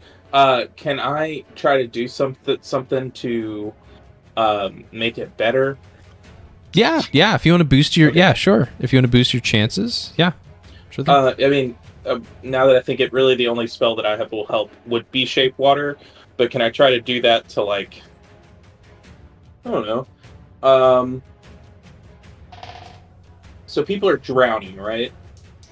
No. The flooding at this point has subsided. There's a lot of mages in the court, so they moved the water back with Shape Water. The problem is that people are injured, like they got pushed up against rocks and things. They stumbled over. It's more of a broken bones and bleeding situation than it is a drowning situation. The river itself has receded. And in fact, as you look around, you can see that the river has receded pretty considerably down back towards the ocean. Okay. All right. Well, Like it's left a dry riverbed. I do like a perception check to see who's like the closest to being like dead? Yes, sure. Okay. That's a plus 2, 16. 16. You find like 2 or 3 people that look really hurt, but no one that's like on the brink of death. Okay, so I go to one of those like really hurt people. Mhm. I have a weird mechanic question, actually. Can I use my potion of greater healing and just kind of like let some like 3 people sip on it and it just like do reduced healing to all 3? If you want the lowest result of what I have on offer, sure. Okay, well then never mind. So I'm gonna give one person a full potion of healing, a greater potion of healing. Okay. And then the other ones I'm just gonna try to like roll medicine to try to help them. I had only intended on each of you rolling 1 medicine check, so I'll let you roll that 1 medicine check with advantage. Okay, sounds good. All right, that's a 15 or 15. Okay. You walk over to a woman and she's holding a small child, and the small child is crying. It looks like he's broken his arm. It's just kind of hanging limp in his lap. And as you walk over, What do you say to her, and what do you do to the small boy who's clearly crying because he's been injured? I just look at him and I go, "It's okay. It's a guy, right? A small boy. Yeah. Do I? Yeah. I go, it's okay, little guy. We'll get that taken care of." And I give him the potion very specifically. He drinks it, and you see his arm starts to mend very quickly, and the woman looks up and she says, "Oh, thank you. Please." And she takes off a ring on her finger and hands it to you. Please take this. It's all we have. It doesn't mean anything to me, I promise. My father died long ago and he wanted me to wear this, but you've just been an absolute saint. Okay. Well, thank you so much. I just kind of like touch her on the shoulder, and then like I think like mechanically, I'm not doing all rolling, but I just kind of keep going around and trying to help people. Yeah, sure thing. So yeah, you've been given a ruby ring, and make sure to put that. It's not worth any favor. Just put a ruby ring in your inventory, please. Is it? Do you know if it's a? Never mind. I'll just look. Just make it a manual. Just make it a manual thing. Okay, and that takes us to Horace. So, Horace, you are walking pretty slowly, I guess, compared to the others, since you rolled low in initiative, despite it being the closest thing. Maybe you're approaching the gardens with a little bit of caution, but as you approach, you see fairies going absolutely berserk. You see people running in hysteria. You see some of them turning into sheep, some of them turning them into frogs. As you see one little boy, as he's running away, he instantly falls asleep as if by a sleep spell, and just like falls asleep on the ground, and he like smacks his face, and then wakes up again because the damage that was done to him. You see some people are just confused as if by the confusion spell. What are you doing? I'm looking to see if I recognize anybody. Any of the pixies? The pixies, or like the crew, the carnival crew. Oh, interesting. Like, okay, give me. If I see them and like what they're doing. Yeah, give me a perception check. That is a perception. That is a 21. Okay. With a 21, as you're looking around, the pixies thankfully are leaving you alone as you're walking through. For some reason, you're not sure why just yet. So you go over to where you saw the casino entrance, and as you look in, you see a shrunken version, but still the same people, of the theater troupe that you saw. They look like they're huddling by the front door, as if they don't know what's going on. Okay. So they just have to be near the front door to... Are they stuck small, or are they just because they're close to the front door that they're small? Well, the pixies cast like a hyper enlarge reduce spell on you to shrink you to pixie size instead of half your size. So you would presume the same thing has been done to them. That's more like a permanent effect that the specific pixie can undo. I guess I'm gonna run over to them and pick them up. Oh, you want to pick them up? Okay. They start talking to you, but you can't understand what they're saying because they're so small. It's just so high pitched. But the rest of the pixies are kind of running amok. And as you go to pick them up, you see the... Oh, fuck. What was his name?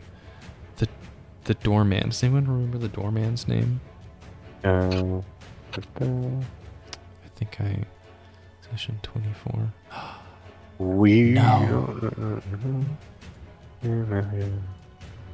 Wow, I'd actually fought. This is 3 sessions ago. Zazzle. Yeah. Zazzle, yeah. You see Zazzle. As you pick them up, you see Zazzle starts to talk to you, and he's like, oh, fuck. And he flies up next to your ear, and he's like, fuck, dude, all the pixies are going crazy. I don't know what's going on. Me and Spinkle and Glitter, I don't know what's going on. We're not been affected, but everyone else is going fucking crazy. What happened? When did it start? What were people doing, and just what they start doing? There was this big explosion, and all of a sudden, all the fairies went crazy. It's like there's just fucking chaotic shit started happening. me and Spinkle and Galito are kind of more intelligent fairies, you know, so we can kind of suppress it. I feel like going crazy on you right now. I want to break your goddamn nose, but I know better than that. But the rest of the fairies, I don't know, man. They gone crazy. We gotta subdue them or something. Can you make my friends here larger? Do they want to be larger? I think it'd make them more effective to help. To the theater troupe. They all nod yes because they went out of this scenario. And he's like, all right, I'll make them larger. Listen, as long as you can subdue all the fairies, please do not kill the fairies. They're my friends at least, okay? Please do not kill the fairies. Can you promise me that? I will promise, unless they are absolutely, unless they're going crazy, we'll kill them. But all right, I'll make your friends bigger. and he casts a spell, and all of the troop gets bigger. And okay, so as they get bigger, you know, they're in your hand. They suddenly get heavy, and they are all around you. So what do you want to instruct them to do? There's 12 fairies that are flying around. So how would you like to approach how this? many carnival crew people are there?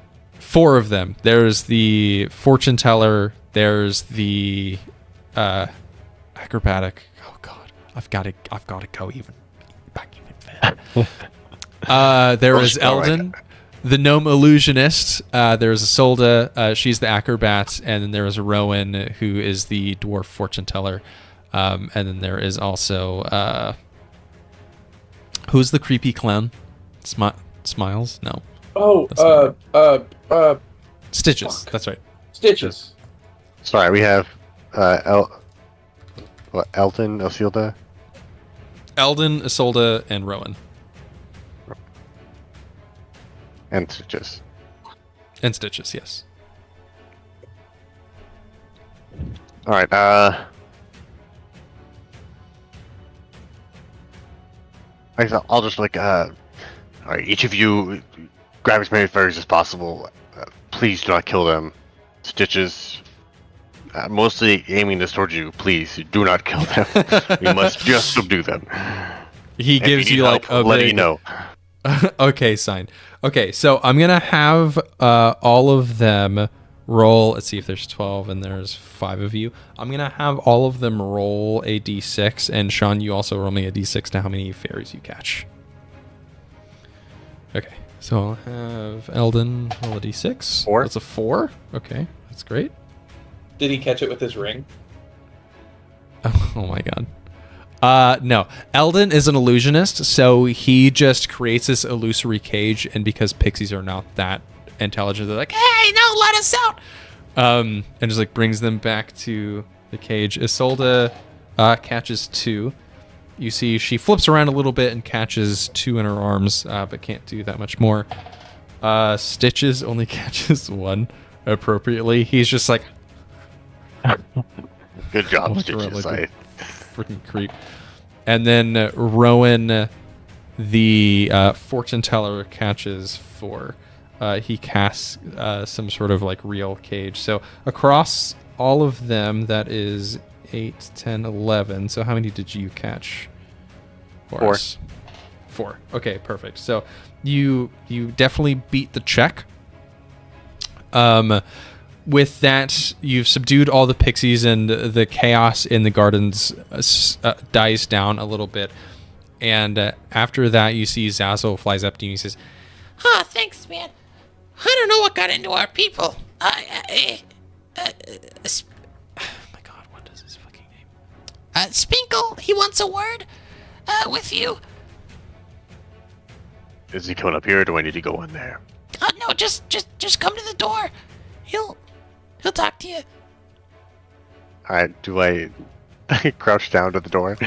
Yeah, you got to crouch down to the door, and for whatever reason, his voice is normal in your ears. His voice is just like that crazy as a pixie, and he's like, "Hey, what you did out there? Thanks for catching all the rogue pixies. I don't know what got into them. I'm feeling the urge to get a little crazy myself, but I'm subduing it. You know, I don't know what the hell happened. There's this big explosion. You know, I wanna turn you into a fucking frog right now, but I ain't gonna do it. Listen, I greatly appreciate your help. Now, if there's anything that I can do for you, I think it might be this. listen. And he leans in real close. He says, Glitta, she's not stopped talking about you since she got back. I think she really needs to go with you. So if you wanna, I'll tell her to go with you. She can be a traveling companion. I think she would be safer with us. Honestly, I think so too. Yeah, You see, he turns. you can let her know. He turns around and yells over his shoulder, "Hey, Glitta, come here!" You see, she sheepishly walks out. Oh, hi, Horace. I need you to go with Horace here and his friends. It's clearly not very safe in the summer court right now, and they seem like our only hope. Is that so? Yeah, baby doll, just go with them. Okay, promise me you'll be safe. Huh? Okay, I think I can do that. And she flies over to your shoulder, Horace. You keep me safe, right? Everything I can, I'll do. Oh, okay. All right. Well, I'll hold you to your promise. A fate promise. How about that? She holds out her little hand. You got it. I'll shake it. All right, you hold out a finger to shake her little hand. All right. Well, I feel much safer with you now, Mr. Horace. All right, on we go. And with that, Spinkle says, "No, you keep us safe, or I'll get you."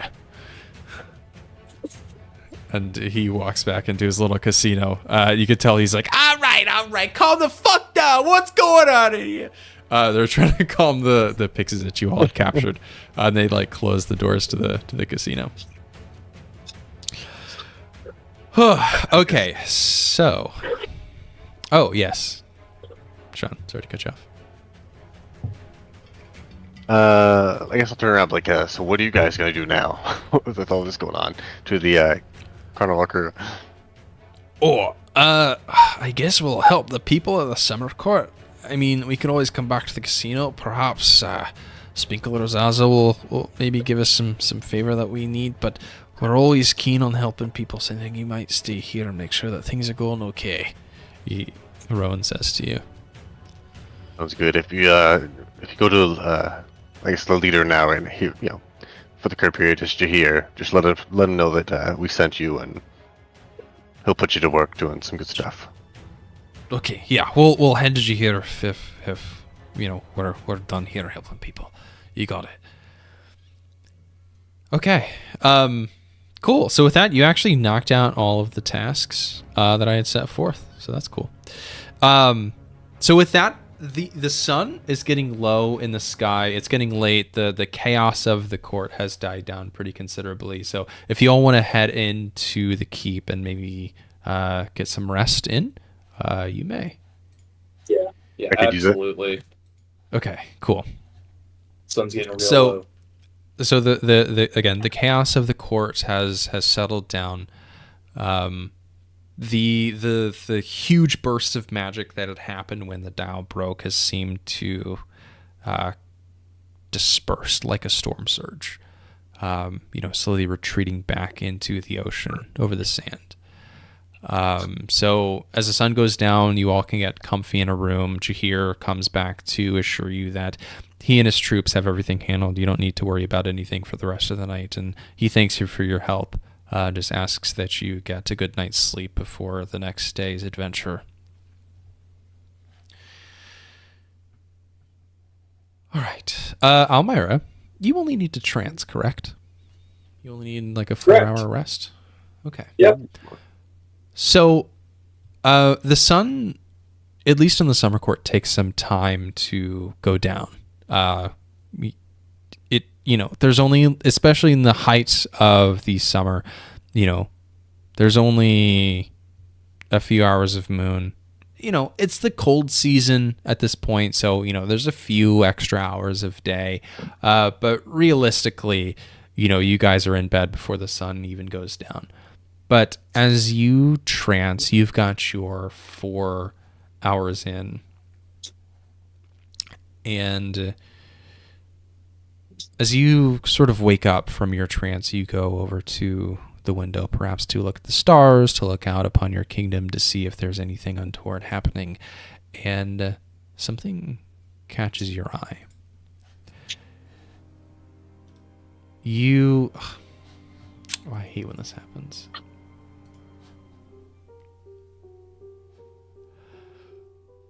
You are looking out your window and you look up to the sky from the keep. The starlight is lighting up the sand, but it darkens suddenly. The stars in the sky don't seem so far away. They move very suddenly and they form slowly this ghastly face. Oh no. Would you like to go wake your friends for this or no? Do I think it's a threat or do I think it's a sign? Roll me an insight check. Horace needs a long rest. 6. A 6. You're unsure. You feel frozen in place. Yeah. It seems if you take your eyes off of this, something worse might happen. Yeah, I'll keep looking. As you look up into the sky, this ghastly face looks over the sand, and more stars kind of detach from the face and form a hand. It moves quickly from the sky to the ground, sweeping across it. And in its wake, plumes of sand rise up out of the ground in its wake. And instead of falling back down, the falling sand leaves behind these figures, almost like skeletons. And suddenly, they start moving, marching. With the marching,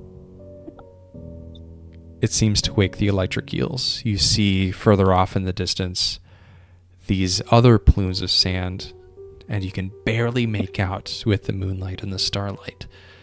The sand eels wake, and you can hear their cries in the distance. And in a flash, a battle ensues. Skeletons attacking these eels, and it just creates what looks like a sandstorm. The titanic eels shock the sand. You see these sparks of lightning off in the distance, but more sand skeletons rise in their place. Eventually, like a horde of zombies, the skeletons overpower the eels. And the eels that you can see in the distance, their electricity dies down. They lie still for the moment, at least from what you can see from the starlight. And the same hand that you see above, that you had seen above, comes down once again, forming out of starlight, washing over them. And the eels twitch to life, a half dozen or so that you can tell across the desert. This army of skeletons made of sand and necromantic electric eels start to move, but not towards you. No, it looks like they're moving towards the Autumn Court. And that's where we'll end our session. Well, fuck. Damn. Thanks for watching. Oh my gosh.